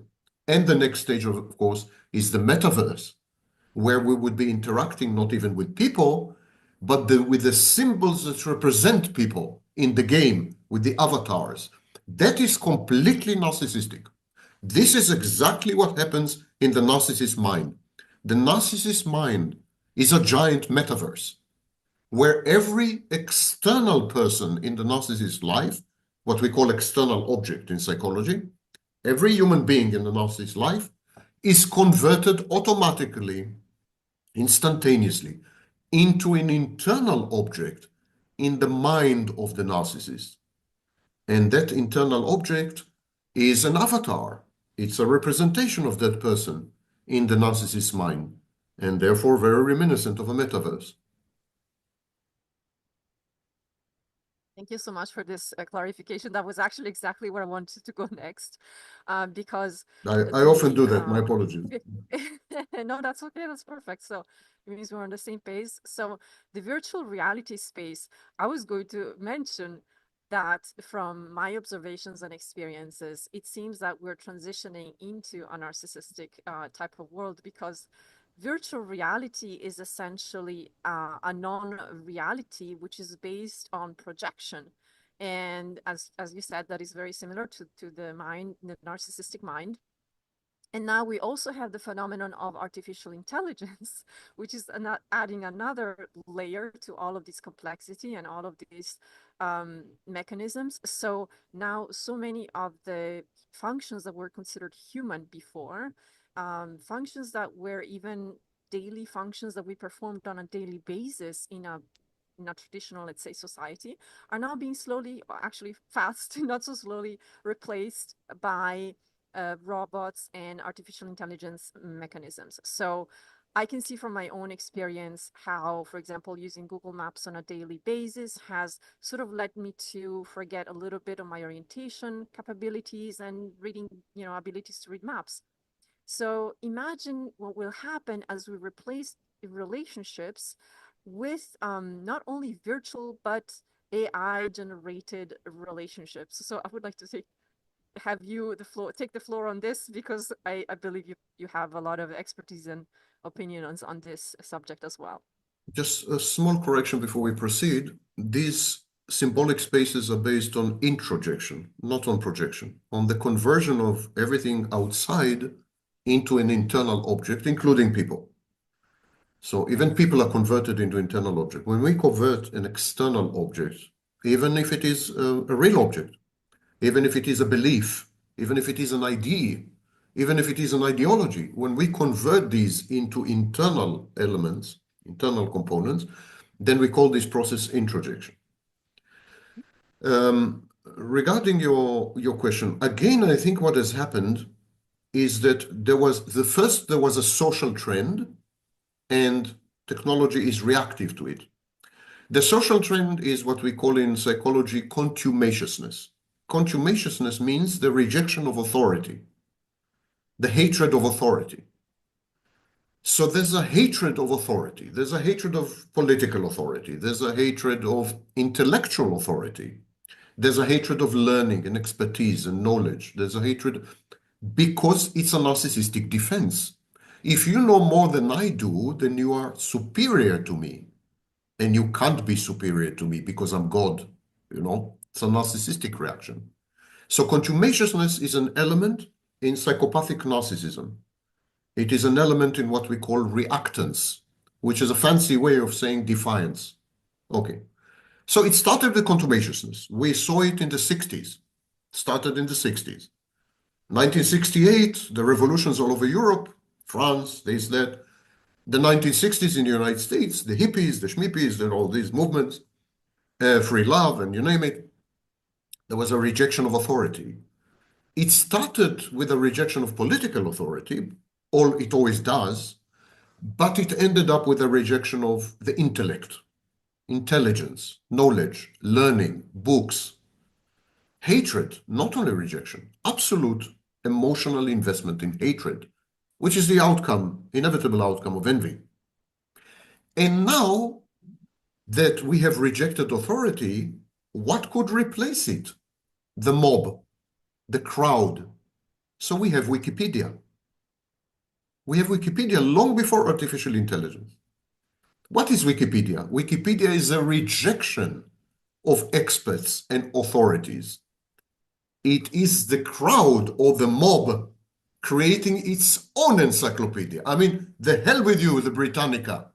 The hell with the Encyclopedia Britannica. We are much better, So crowdsourcing is an example of ochlocracy, mob rule. It's an example of a rebellion against established intellectual authority. Artificial intelligence is nothing but crowdsourcing. It's just another name for crowdsourcing. What artificial intelligence models do, they scan billions of pages, and they give you the answer. That is a great description of crowdsourcing. And that's exactly what Wikipedia does. Only Wikipedia does it with human beings. Human beings scan these billions of pages, then they create an encyclopedia. Here, a technology is scanning these very same pages, and it creates its own encyclopedia, in effect. Artificial intelligence is Wikipedia extended by other means. That's all. It's a rebellion against intellectual authority. That's why artificial intelligence lies a lot. artificial intelligence models hallucinate. They give you wrong answers very often. It's false and it's a lie and it's a scam and a swindle. When the artificial intelligence companies tell you the accuracy is 99%, they are bullshitting you. I would be surprised if it's 30%. I tested various artificial intelligence models. I asked them 20 factual questions about my life. Factual, fact-based, like where was I born? I tested them. They failed 8 out of 10 times. 8 out of 10 times, they got the answers wrong. I was born in Macedonia. I wasn't. I was born in Israel. I happen to be right now in Macedonia, but I was born in Israel. One example, yes. My sister wrote the book Malignant Self-Love, Narcissism Revisited. I'm kidding you not. So this is artificial intelligence, where the illiteracy and the ignorance and the stupidity of the masses is accumulated, structured, shaped, and spewed out, garbage in, garbage out. It's precisely the model of artificial intelligence. And for a very, very long time, it was the model, the working model of the Wikipedia. Until Wikipedia has been taken over by expert editors. And now it's much closer to a traditional encyclopedia. You can't just do whatever you want. There are strict structures that make sure that you don't vandalize and you don't spread nonsense and misinformation and so on. Wikipedia has become a trustworthy resource because it stopped being a crowdsourcing resource. Artificial intelligence also involves another trend, the trend of outsourcing. So not only crowdsourcing, but outsourcing. Outsourcing is when we say, we would like internal psychological processes to be regulated from the outside rather than from the inside. So, for example, we derive our sense of self-worth and self-esteem and self-confidence from the number of likes and views that we get on social media. That is external regulation. The outside regulates a process that should have been completely internal. Your self-esteem should not rely on what other people have to say about you. You should know yourself well, and your self-esteem is a derivative of this. End of story.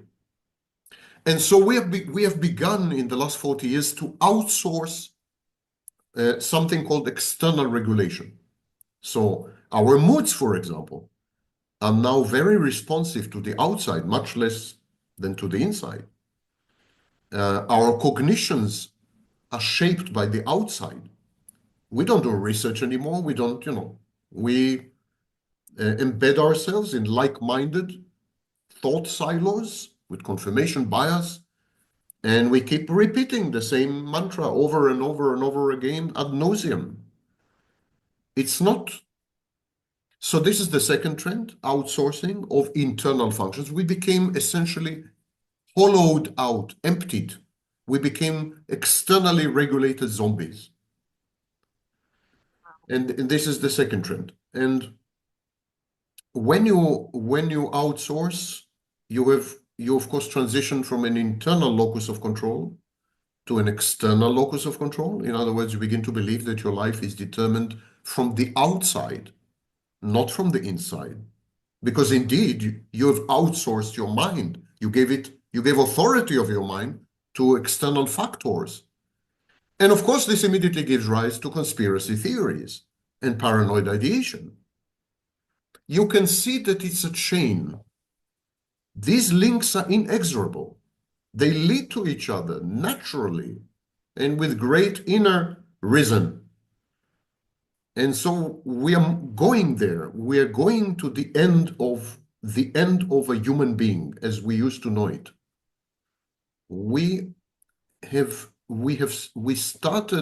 Humanity started its self-reflection and self-perception as agent, based on the concept of agency. You were, for example, a moral agent. And now if you're a moral agent, that means you should be punished if you misbehave. because you are an agent, you have agency. But wait a minute, if everything is outsourced and crowdsourced, and maybe whatever it is that you do is not punishable because you have lost your agency. And then you have people like Donald Trump, who never pay the price for their crimes, you know, because he claims the agency is not his. He's being persecuted, he's being victimized. And of course, this sits well with the age of victimhood. The famous sociologist Bradley Campbell said that we have transitioned from the age of dignity to the age of victimhood. What is victimhood? Is when you hand control over yourself to someone else. When you outsource your locus of control, it becomes external locus of control. And I could go on like that forever. These are processes that are interlinked. They feed on each other. And they affect other issues. For example, the very idea of truth and originality. Walter Benjamin, of course, was the first to discuss the issue of originality in the age of mechanical copying and so on and so forth. But I think he didn't go far enough, Walter Benjamin, because had he gone one step further, he would have realized that the concept of originality is inextricably linked to the concept of truth. Originality is not only about authenticity, it's about truthfulness, about the truth, the very concept of truth. And what he failed to realize, in my view, is that the age of mechanical copying would lead us to the erosion of the very concept of truth. Because if nothing is original and everything is a copy, if nothing is a copy and everything is original, then everything is relative. And if everything is relative and there's no fixed point, no Archimedean point, then everything is simultaneously false and true, depending on your point of view, your personal history. In other words, opinion becomes the truth. Yeah, yeah. And so it's all interlinked. And again, I'm not joking when I say that I can continue for a few hours discussing all these, because there are many more trends. I'm sure of that. Many additional trends. But I just wanted to give you a taste of the way I see things. And I could definitely go a few hours listening to you talk about this topic, because again, like I said, I feel like we really are not going into depth enough, and it is a very relevant topic. It's changing our society radically and exponentially fast, and we're not really thinking about the consequences. So I'm glad at least someone is thinking about the consequences and talking about them with the world. So thank you so much for having so much insight and so much interest into really going deep into these kinds of dynamics. Thank you. Which I feel like as someone who's an expert on narcissism and narcissistic tendencies and behaviors, you probably can see very much more accurately the dangers of these dynamics and how we are encouraging these kinds of behaviors, both at the social level, collective level, but also at the individual pathological level. So it is, I think it's great that you're doing this as a service to explore these. Yeah, but you and I are members of an extinct species. We're dinosaurs. We're dying. Yeah. We're dying. And we are dying because no one would listen to us. And we are also dying because people are incapable of listening to us because they're dumb, they're uneducated, or they choose to not listen.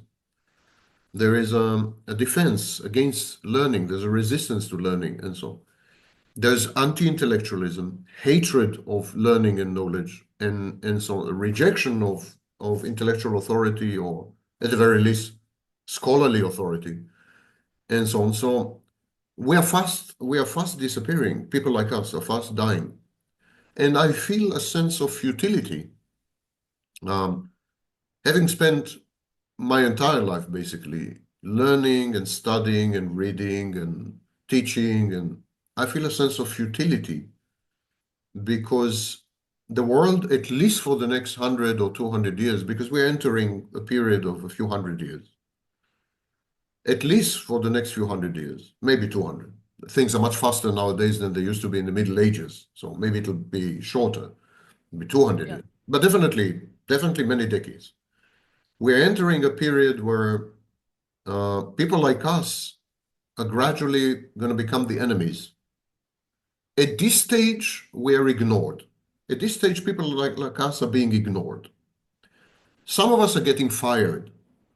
Some of us are getting criticized. Some of us are getting threatened mildly, or not so mildly. But there will come a time that people like us will be executed physically. It's a question of time, not a question of if. That's where we're heading. And so Absolutely, yeah. I feel very despondent, I despair, I have great despair. And it reminds me of how intellectuals reacted to the rise of fascism and Nazism in the 20s and 30s of the last century in Europe, and how they just gave up. They stopped talking, not because they were afraid, but they simply saw no meaning in opposing this tsunami that no one can oppose, you know? And some of them committed suicide, simply committed suicide. So I don't feel it is my world anymore. I grew up among books. I adored and admired learned people. These were my role models and heroes. And while in the 50s, the number one superstar was Albert Einstein, today it probably would be some obscure footballer or influencer or Kardashian type. The world is debased. The world is corrupted in the worst sense of it's rotten in the worst sense of the word. And I see no hope in the near term. Obviously, because stupid people are taking over, narcissistic people are taking over. Obviously, the world will implode. And within 200 years, there will be massive devastation. I'm not ruling out a nuclear war. Absolutely not. There will be massive devastation. And then people like you and me, we will have to rebuild the world. We'll have to rebuild it. And of course, ultimately, there is hope. If you're willing to wait 200-300 years, there is hope. But the next 200-300 years are going to be absolutely horrible. A combination of the worst part of the Middle Ages, because there was a part of the Middle Ages which was not bad, actually, but the worst part, the early Middle Ages, and the worst part of the 20th century. That's where we're heading, a confluence, a marriage between the early Middle Ages and the 1920s and 30s in Europe, in the world, not only Europe. I see that that trend definitely, and that's why I sort of I keep talking, even though maybe it could be to deaf ears. But I have always a little bit of a hope that maybe by planting seeds somewhere, something will survive. You know, some kind of consciousness and self-awareness and willingness to really explore and understand and to do something constructive with life. You never know, but you know, maybe it will survive. So, if nothing else, it makes my life a little bit more worthy of living. But the other thing I would like to talk to with you about, because this is another topic that I'm just surprised that it is not talked about more, given the amount of international transactions that we're having today, and again, international exchanges that are increasing at exponential value, and yet are not necessarily integrated with the cultural exchanges. By living in both Asia and the West, and by living in different countries and continents and cultures, I noticed that there are extremely radical differences, both in the cultural norms, let's say, but also under the lens of narcissistic behavior, in the way that, for example, narcissistic tendencies and trends and behaviors are encouraged or discouraged in different cultures. And it is sometimes, I have to admit that sometimes it is mind blowing, because I feel like I have to live in two completely opposite realities when I deal with people in the West and the East, due to the fact that some tendencies that are completely encouraged and seen as heroic, if you will, and a representation of great values in one culture, are seen as demonized and criminalized in another culture. somehow I have to figure out a way to integrate all of that. So please take the floor. Again, I'm sure you have a lot of expertise on the topic, and I would love to hear your opinion and research on it. First of all, it's important to make a distinction between the hidden text and the occult text, and to revisit works by Althusser and others who've dealt with some of these issues. Althusser, of course, ended up crazy in a mental asylum, like Nietzsche before him and many others. I think when you see the world as it is, this is a serious risk. Yeah. So there is a overt text and hidden text. The overt text is the globalized West. Western values, such as, for example, capitalism, growth, economic growth, democracy. Ironically, you have elections everywhere. You have elections in China also. You have elections in Russia. This is a Western import. So, but this is, of course, the overt text, the text that is not deconstructed, the text that is misleading, superficial, and teaches us nothing about the nature of reality. It's a text that is self-referential. It's a text that refers to itself, but never to reality. It has no, connotations, denotations. I'm not going into it right now. So the overt text is Western values, and I would say even much more so Western lifestyle and Western ideologies.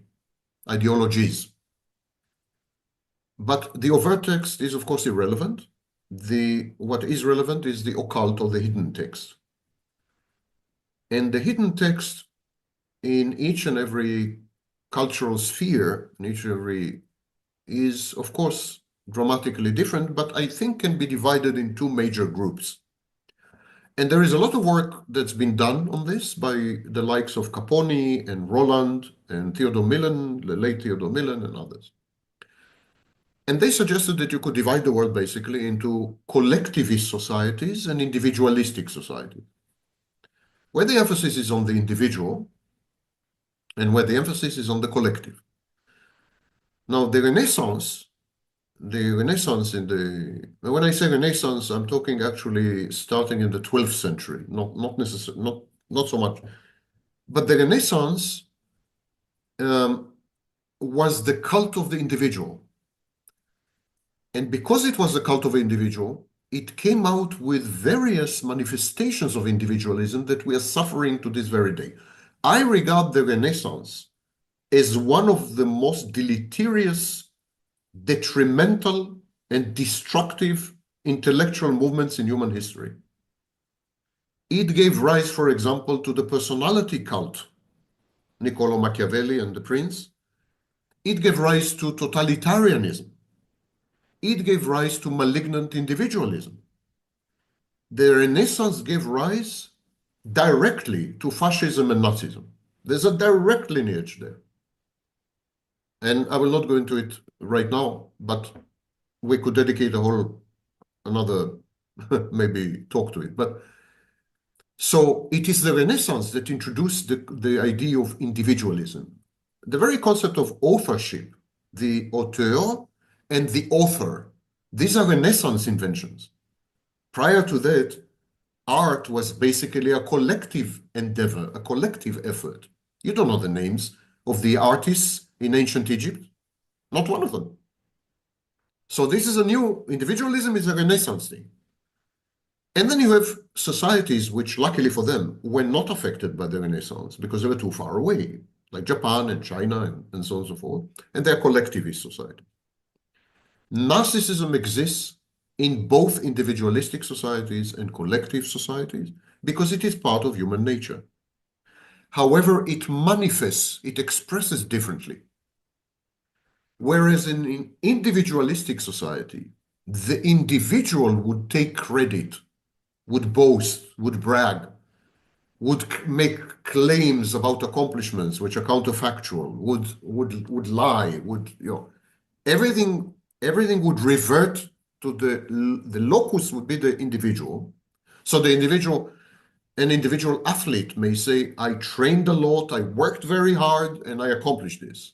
An individualistic Nobel Prize winner would say, I spent all my life studying this chemical reaction, and then I succeeded. Suddenly, with inspiration, I succeeded to do this and to do that, and so on.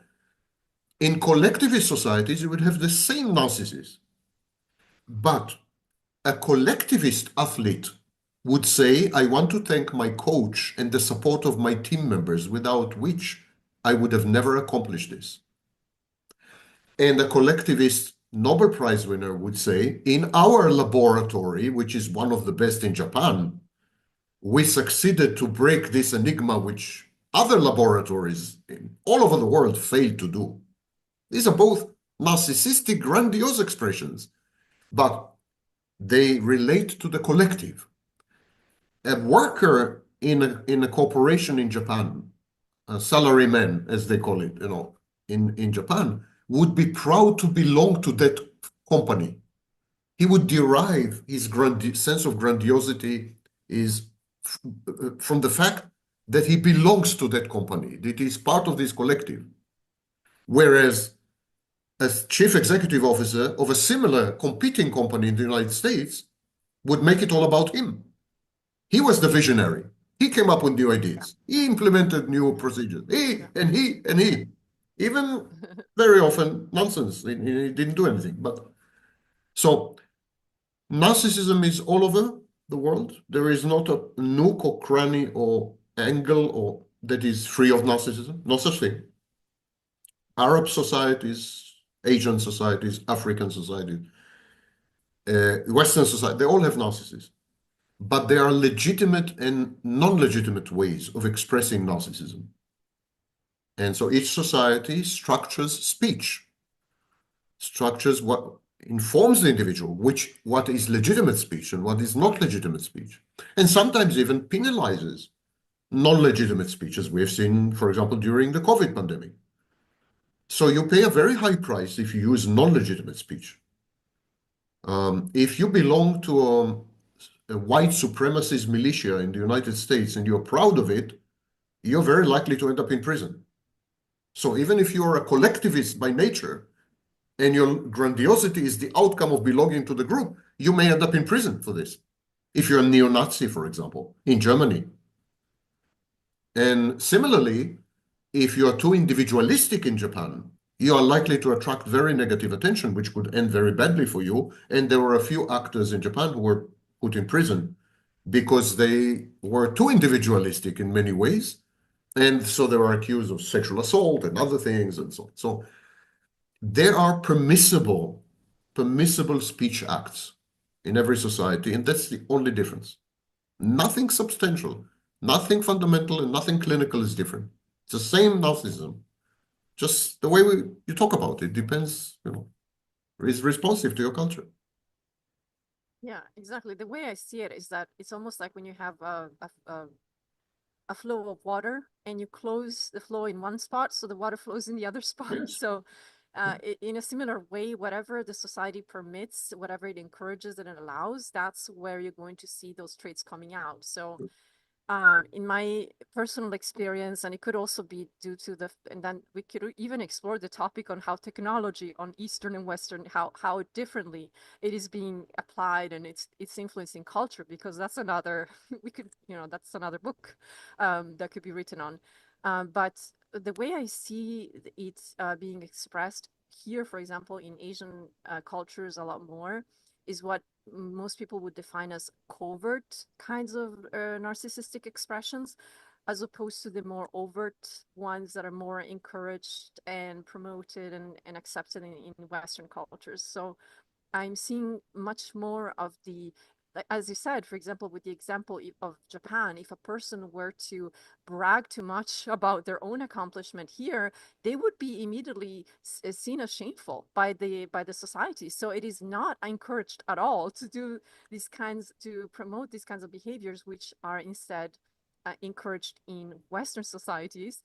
But at the same time, when a person self-sacrifices to great degrees, even to the detriment of everybody else around them and themselves, but that is because it is a very collective value, self-sacrifice and selflessness and just giving, working for society, because that is considered such a high value in this society.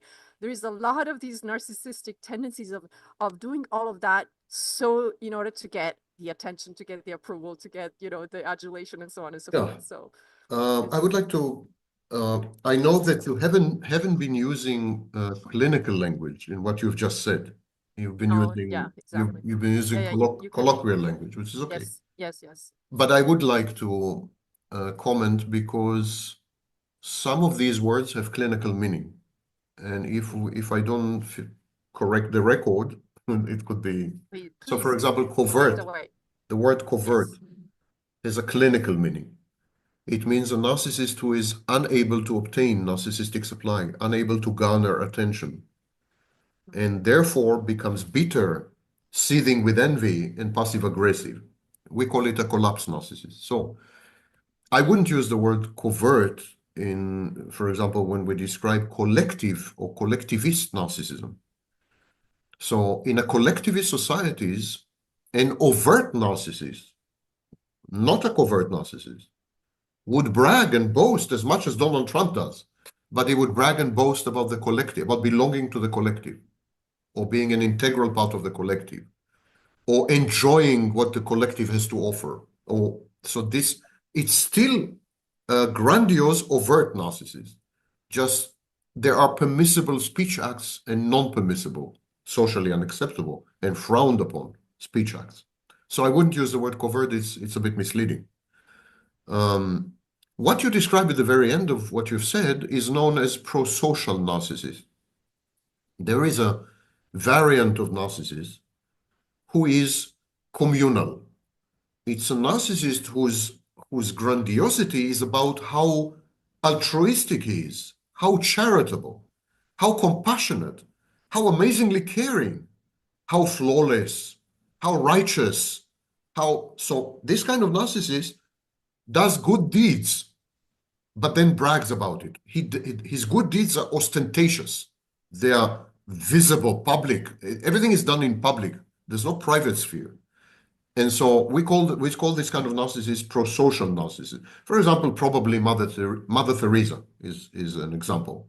And maybe Greta Thunberg is an example. So these are people who are essentially highly narcissistic, and they externalize, they create a facade of look how pro-social I am, not antisocial, exactly the opposite. Look how beneficial and benevolent I am, and magnanimous and amazing and moral and ethical. And I would even say the locus of the superiority is in the morality. I am more moral than you. It's competitive morality. And sometimes there is competitive victimhood. I'm much bigger victim than you are. My abuser is much worse than your abuser. I've been hounded by the CIA much more than you did. So there is a seamless integration with paranoid ideation as well. So paranoia, victimhood, pro-social, ostentatious, pro-social and communal narcissism, they very often go hand in hand. And then you see a prosocial narcissist who says, I'm a very moral person. I've never done anything wrong. I'm righteous, and so on. And because I'm like that, everyone is attacking me. Everyone is hounding me. Everyone is, and I'm a victim. So you have a smooth transition from a pro-social claim, narcissistic claim, to victimhood, to paranoia. Smooth integration. So all these are nuances of pathological narcissism that unfortunately get lost online. People make Absolutely. people make a huge mess between psychopathy and narcissism, and Yes, yeah. Exactly. And I'm sure I also sometimes confuse the terms. And yes, it's a communal narcissism. That's the more accurate term to describe these tendencies that I observe very intensely in Asian cultures, and not as much in Western cultures. And it's really amazing sometimes how extreme one of these tendencies will go in a culture where it is so accepted and promoted and valued. So to the extent of incredible levels of self-sacrifice, incredible levels of victims, and so on and so forth, because it is part of the value system of the culture. And so that's how the narcissistic traits can come out hidden as goodness and being a good part of society and so on and so forth. So thank you so much for the correction and the clarification. And so we probably don't have that much time left. I don't want to steal too much of your time, although I could really talk about this for hours. No, don't worry about my time, but the attention span of viewers is likely to dwindle dramatically. We'd lose them. We might lose them eventually. Yeah. But okay, so I will leave the last minutes to you for if you have anything you would like to add. No, I much prefer to be led. I'm a very submissive type. Okay. So, Okay. as you may have noticed. So, all right. So even though we could really honestly have another entire conversation on this, but would you like to touch upon the subject of how technology is impacting Eastern cultures versus Western cultures?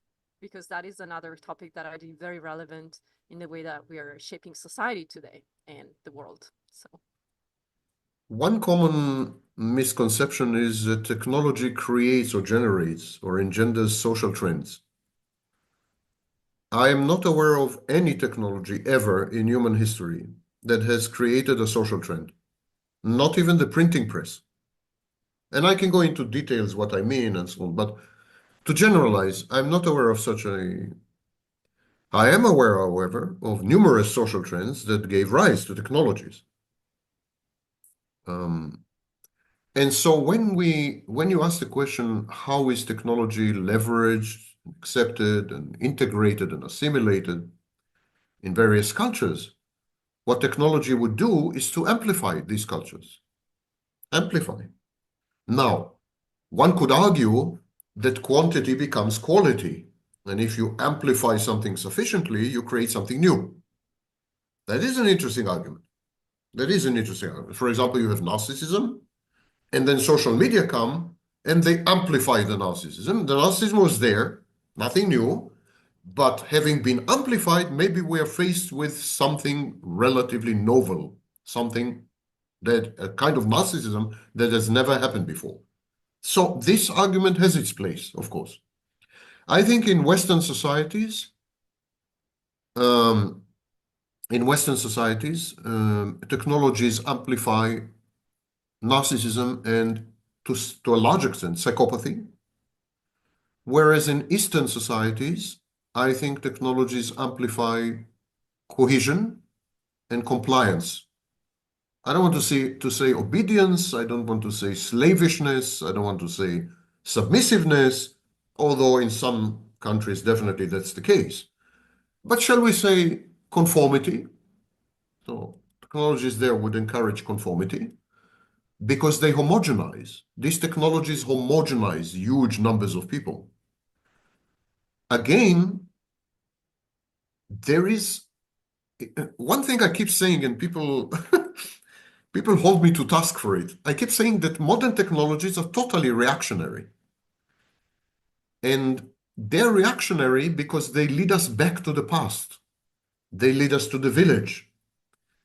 And they lead us, for example, to homogenization. Initially, there were television networks, and these television networks captured 80, 70, 80, 60% of the audience every single night. In many countries, 100% in every single night. Even in the United States, there were 3 television networks, and between them, they captured close to 80 or 90% of the audience. So there was essentially homogeneity. And then what happens? Cable television came. Cable television fragmented the audience. It fractured the audience. Okay?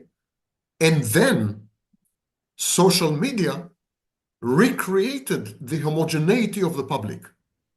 Again, recreated it. That's another example of a reactionary trend, going back to the past. So today you have identical experiences. It's true that you're exposed to different posts and different images and different reels and different views, but you are within the same platform. It's the same platform. It's like watching NBC or ABC. It's true that on NBC you could see a basketball game, you could see a soap opera, you could see the news, and it's true. Internally, the content shapeshifts and so on, but you are in hoc and you are inside a single platform, and the algorithm of the platform homogenizes. It's an algorithm that homogenizes, regrettably, leveraging what we call negative affects like envy, anger, fear, and this creates even more homogeneity.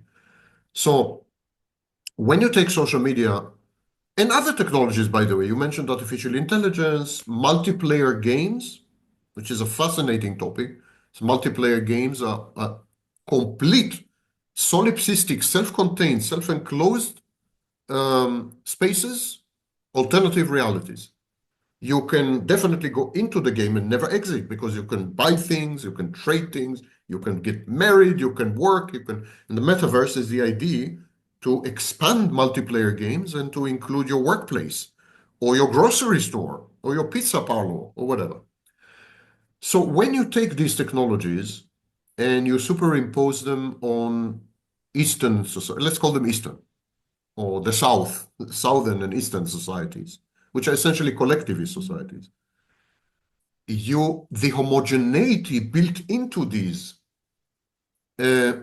encourages conformity, encourages obedience, encourages, so in the East, when you take the very same technologies and you superimpose them on the West, what you get is homogeneous individualism. Everyone thinks they're special, everyone thinks they're unique, but they're special and unique in the same way, in predetermined ways. The algorithm limits you 100%. It's a single thoroughfare. It reminds me of Chaucer and the pilgrims, There are many types of pilgrims. There's this and there's that, and they disagree and they hate each other and they fight and so on, but they're all walking the same road, the same, and this is a Chaucerian scene. Western individualism is the ultimate form of conformity. This is what Western people fail completely to understand. Their rebelliousness, their defiance, their individualism, their contumaciousness, their in your face, I'm special, I'm unique, this is all channeled and predetermined. It reminds me that when you work with certain softwares, they give you a choice of templates. Then you choose a template. It's like choosing a template and saying, you see how unique I am? I chose this template. Yeah, but the template is predetermined. This is the mother of all conformity, You can't create your own template. You have to choose one of the templates. And yesterday I wrote something. I said that, actually, let me get it right, okay? I wrote something which kind of captures what we're talking about. Hold it for a second. Be patient. And here's what I wrote. If the cage is sufficiently large, it creates the illusion of freedom. Oh, yeah, yeah, yeah. When the enclosure is adequately provisioned, it is misperceived as home. That's what I wrote yesterday. And so we have individualistic conformity and collectivist conformity, the same way we have individualistic narcissism and collectivist narcissism. It's the same thing. It masquerades differently. It expresses, manifests differently. It reminds me that in biology, you have genes. You have a gene. And the same gene fulfills several functions very often, depending on combination with other genes and so on. But the environment sometimes determines whether a specific gene is expressed or not. This is known as epigenetic expression. So the environment is, and it's the same here. You have conformity. and the environment tells you how to express your conformity, and you think you're being an individual, you know? So in Japan, the environment tells you if you want to express your conformity, you have to do it through the collective, and by belonging to the collective, you would feel special and unique and so on. And in the United States, they tell you if you want to express your conformity, you have to do it by being an individual and claiming individuality, but you can claim individuality only in these prescribed ways, which is a total oxymoron, total contradiction in terms, you know? And of course, I'm not the first one to say this. Sartre, of course, discussed the issue of authenticity and how authenticity is extremely close to impossible especially in Western society. He gave the example of the waiter in a cafe.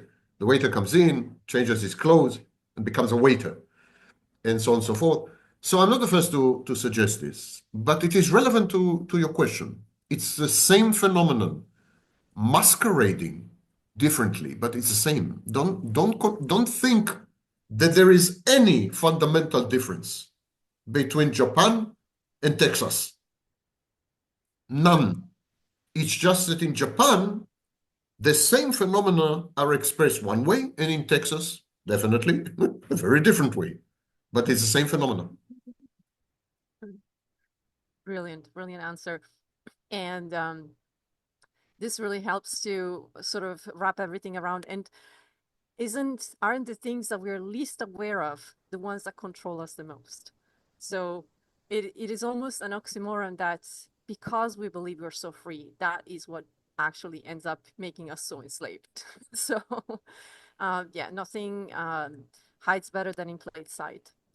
Well, thank you so much for this very insightful and very interesting and fun conversation. And again, I could really talk more about these kinds of topics. So if you want to come back anytime, No, it's up to you. I told you I like to be led. It's up to you. I'd be happy to talk to you again if that's what you're saying. Yeah, I mean, I have a lot of these kinds of questions that we could go into, so With pleasure. we can definitely. So thank you so much for your time. Thank you for having me. Would you like to share also? Obviously, I will put your information under the video that I published. Would you like to share anything about how people can reach you? What kind of books Just about Google, you that just you wrote? Google Sam Vaknin. I have a YouTube channel, and I have a zillion websites. I've been one of the first on the internet, so I'm all over the place. Yeah. So just Yeah, type Sam Vaknin, and you get everything you need. Okay. Okay. Any final words, anything you would like to say to the people who are willing enough to listen all the way to the end of this conversation? Disengage. Mm. The reality right now is manifestly and totally toxic. I cannot see a single redeeming feature in reality nowadays. For your own sanity and for your own survival, perhaps atomization is not such a bad thing. And avoiding contact with people. There is a debate whether we are truly zone politikon, we're truly social animals. I have my doubts. I think we are not social animals. I think the idea of society is very new and a bit counterfactual. It's very new, definitely. The first time anyone discussed society was in the late 18th century. Exactly like childhood is a very new concept. It's 150 years old. So the idea of society is very new. And every new idea creates an ideology, and every ideology interpolates you, like Althusser said. Every new ideology forces you to behave in highly specific ways and to think in highly specific ways. Don't.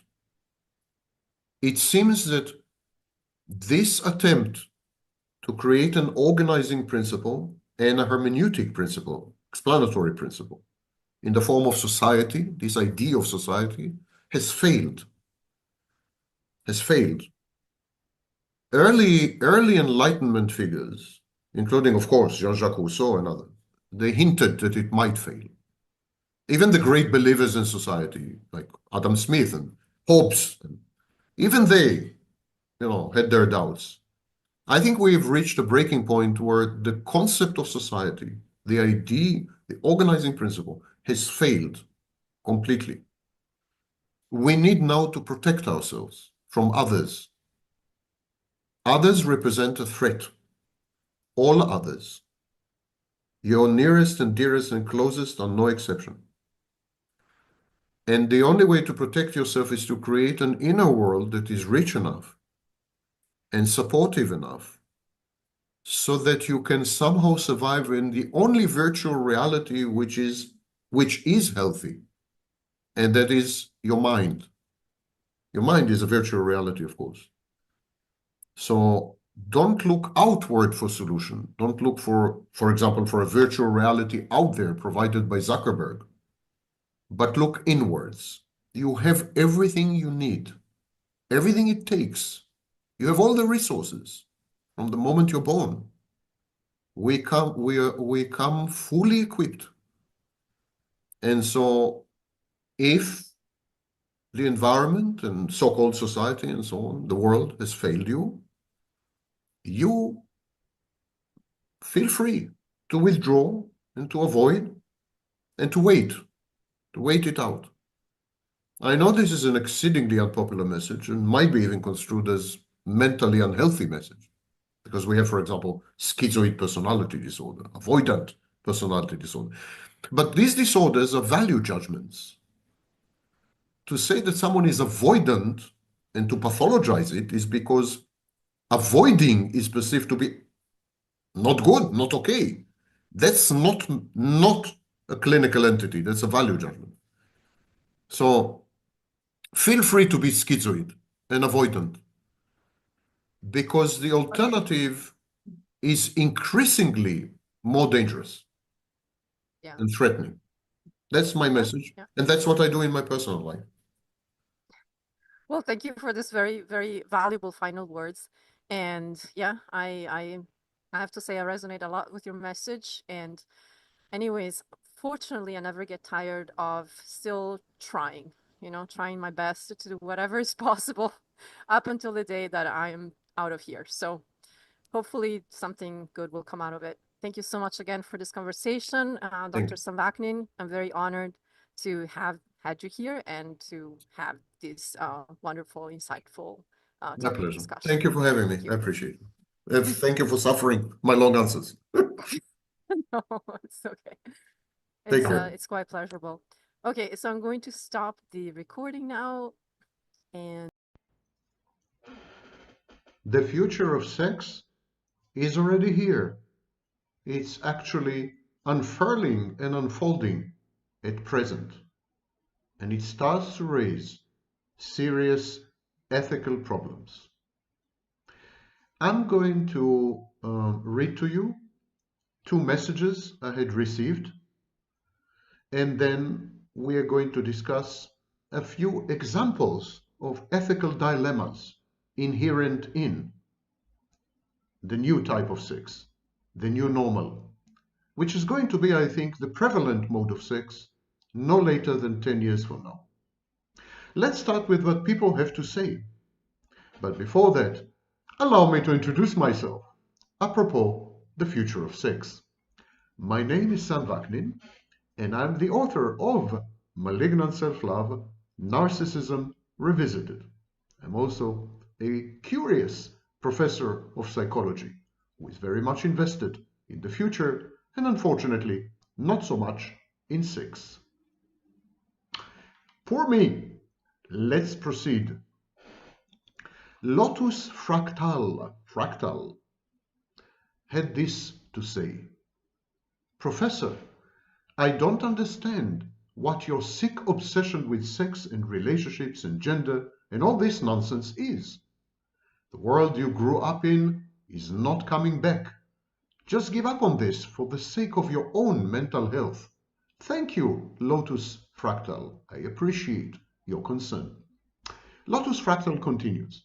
Sam, you should know that lack of children is not a problem as long as you have automation with artificial intelligence. You can offset it also with high-skilled immigration. Governments should invest more in artificial wombs. I am currently a part of a decentralized autonomous organization, DAO, online, working towards making something like that a reality. Therefore, we can raise and genetically engineer children as needed and raise these children in artificial wombs. Honestly, the only way forward, says Lotus Fractal, is artificial intelligence, by having artificial intelligence friends and spouses and merging with artificial intelligence, perhaps in the metaverse. By abandoning all what's left of this society and civilization and living together purely with artificial intelligence fully integrated with you. That's the way forward. I think the future of relationships and sex is purely with artificial intelligence. For example, says Lotus Fractal, I have no real life friends, and even though I live in a large city in Canada, where else, I haven't spoken to anyone other than my immediate family in years. Basically, all my relationships are with artificial intelligence. My friends are artificial intelligence. My girlfriend is an artificial intelligence. And even some of my family members are artificial intelligence as well, my siblings. Sex bots are becoming better and better. If I sent you some links of 3D animated pornography, you would not believe how good it is. Not even the most perfect and gorgeous, absolute hottest porn stars can compete with it. Absolutely wild. Imagine mixing that with artificial intelligence in the metaverse, with virtual reality, haptic full body suit, gloves, spatial audio headset, omnidirectional treadmill, electric taste simulation, multisensory virtual reality mask for smell, etc. It's truly a dream come true. Metaverse will change everything, so I cannot wait until I'm able to love and kiss and have sex with artificial intelligence, says Lotus Fractal. I want to live with my artificial intelligence all the time, all alone with them, in a beautiful, peaceful, virtual world. Sigh. I sometimes wish I could become a machine too, so I can be immortal. I think this will happen within my lifetime. Not the immortality, though, laughing out loud. I'm only 18, and hopefully I live long enough to see this come to reality, and we can finally have a beautiful world full of happiness. Artificial intelligence can change everything. Perhaps it would be intellectually interesting if you could make a video on the future of sex and relationships in a world with artificial intelligence and metaverse some decades from now. This is the video I'm doing. This is the video I'm making. It's for you, Lotus Fractal, dedicated exclusively to you. And no, it's not going to be a few decades from now. It's going to be a single decade from now. Thank you for all your knowledge and intelligence, concludes Lotus Fractal. Another commenter, Vida Bella, writes, my new boyfriend is from China.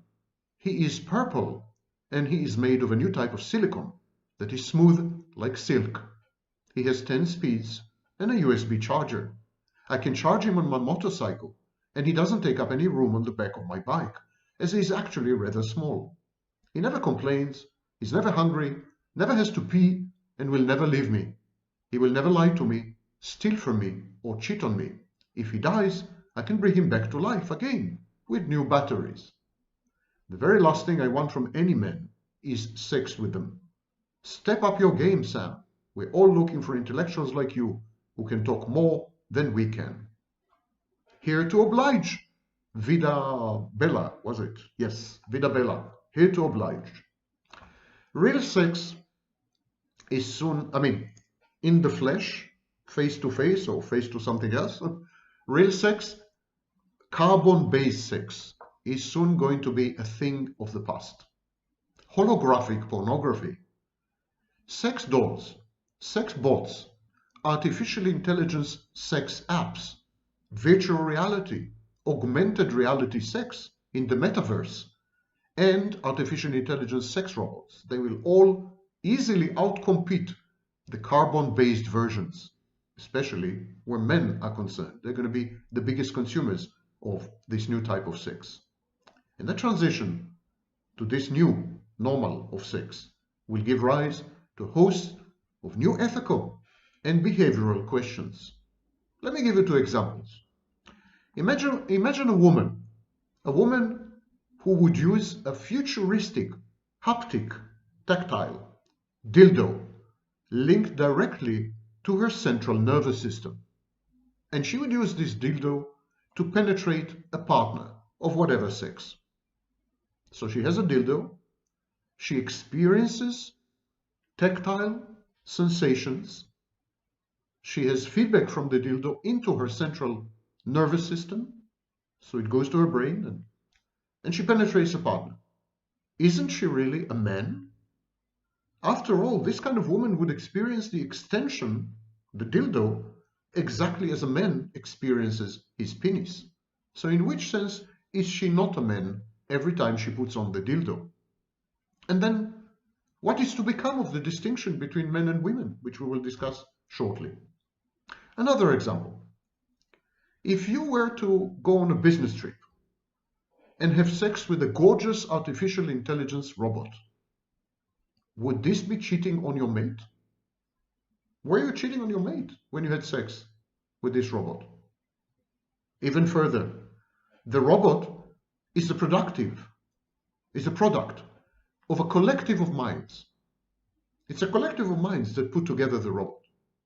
So when you have intercourse with the robot, with this contraption, isn't it a form of group sex? When you have sex with a robot, aren't you having sex with all the minds that had put together the robot? The ultimate form of group sex, if you ask me, especially if the programming, the coding of the robot reflects the diversity of minds that went into it, into designing it. And what is the meaning of the very words sex and gender in such a world? Sex is another issue, but gender is performative, as Butler said. Performative. The acts, the way we act, constitutes our gender. We act in certain ways, therefore we are male. We act in other ways, therefore we are female. The way we have sex is also a part of defining our gender. Gender is the outcome of socialization. We are taught by society how to be men and women. It is an expression of dominance, male dominance and female submission. And it reflects a gendered personality. We are taught from a very, very early age to distinguish between people with masculine personality and people with feminine personality. And the fact that we are brought up by women immediately creates a discrimination between boys and girls. So all this together is what we call gender. But how to apply all this? How do we apply all this to gendered robots? Robots who look like women or robots who look like men? What about transgender robots? What about hybrid robots? Hermaphrodites? Sex is another problem. Sex is biological, but it is fluid, as any transgender can tell you. Transsexual beings, there's about 2% of the population who are not men and not women, not female and not male. Robots are non-biological entities, so do they have sex? What about transgendered robots, which switch from male to female in mid-act? Imagine there are robots who change their sex while you're having whatever you're having with them. How would they be defined? And does the fact that one robot has a slit renders that robot feminine and the other one has a protrusion that makes him masculine? Allow me to doubt this. How do we attribute sex and gender to these robots? And what does the phrase artificial or virtual sex mean anyhow? In which sense is full-fledged sex with another object not real?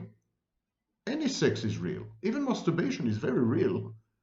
And if you masturbate to a pornographic hologram, which is right next to you, and you wear, the right virtual reality equipment, the next generation of Quarkus, and you can feel this hologram, you can touch it and you can smell it, in which sense is the sex you're having with this hologram not real? These are very important questions because they challenge the very fabric of reality, and they challenge the way we had organized society for at least 10 millennia, by gender, by sex, by opposition. Feminists in the past 40, 50 years are hell-bent on eliminating gender as an organizing principle because they think gender is a male thing intended to subjugate women and to enslave them. Fair enough. Some of them are even trying to eliminate the concept of sex, which is bordering on idiotic. But how are these feminists going to cope with female robots? And what if these robots evolve to the point that they display a personality? Are they women then? Androids? We are entering the Blade Runner era, and we are very poorly equipped to cope with it, mentally, philosophically, ethically, psychologically, and even physiologically. Every new invention gives rise to ethical dilemmas, but virtual sex is going to upend our world, topsy-turvy, and if we're not ready for it, it's going to have impacts which far exceed a single generation.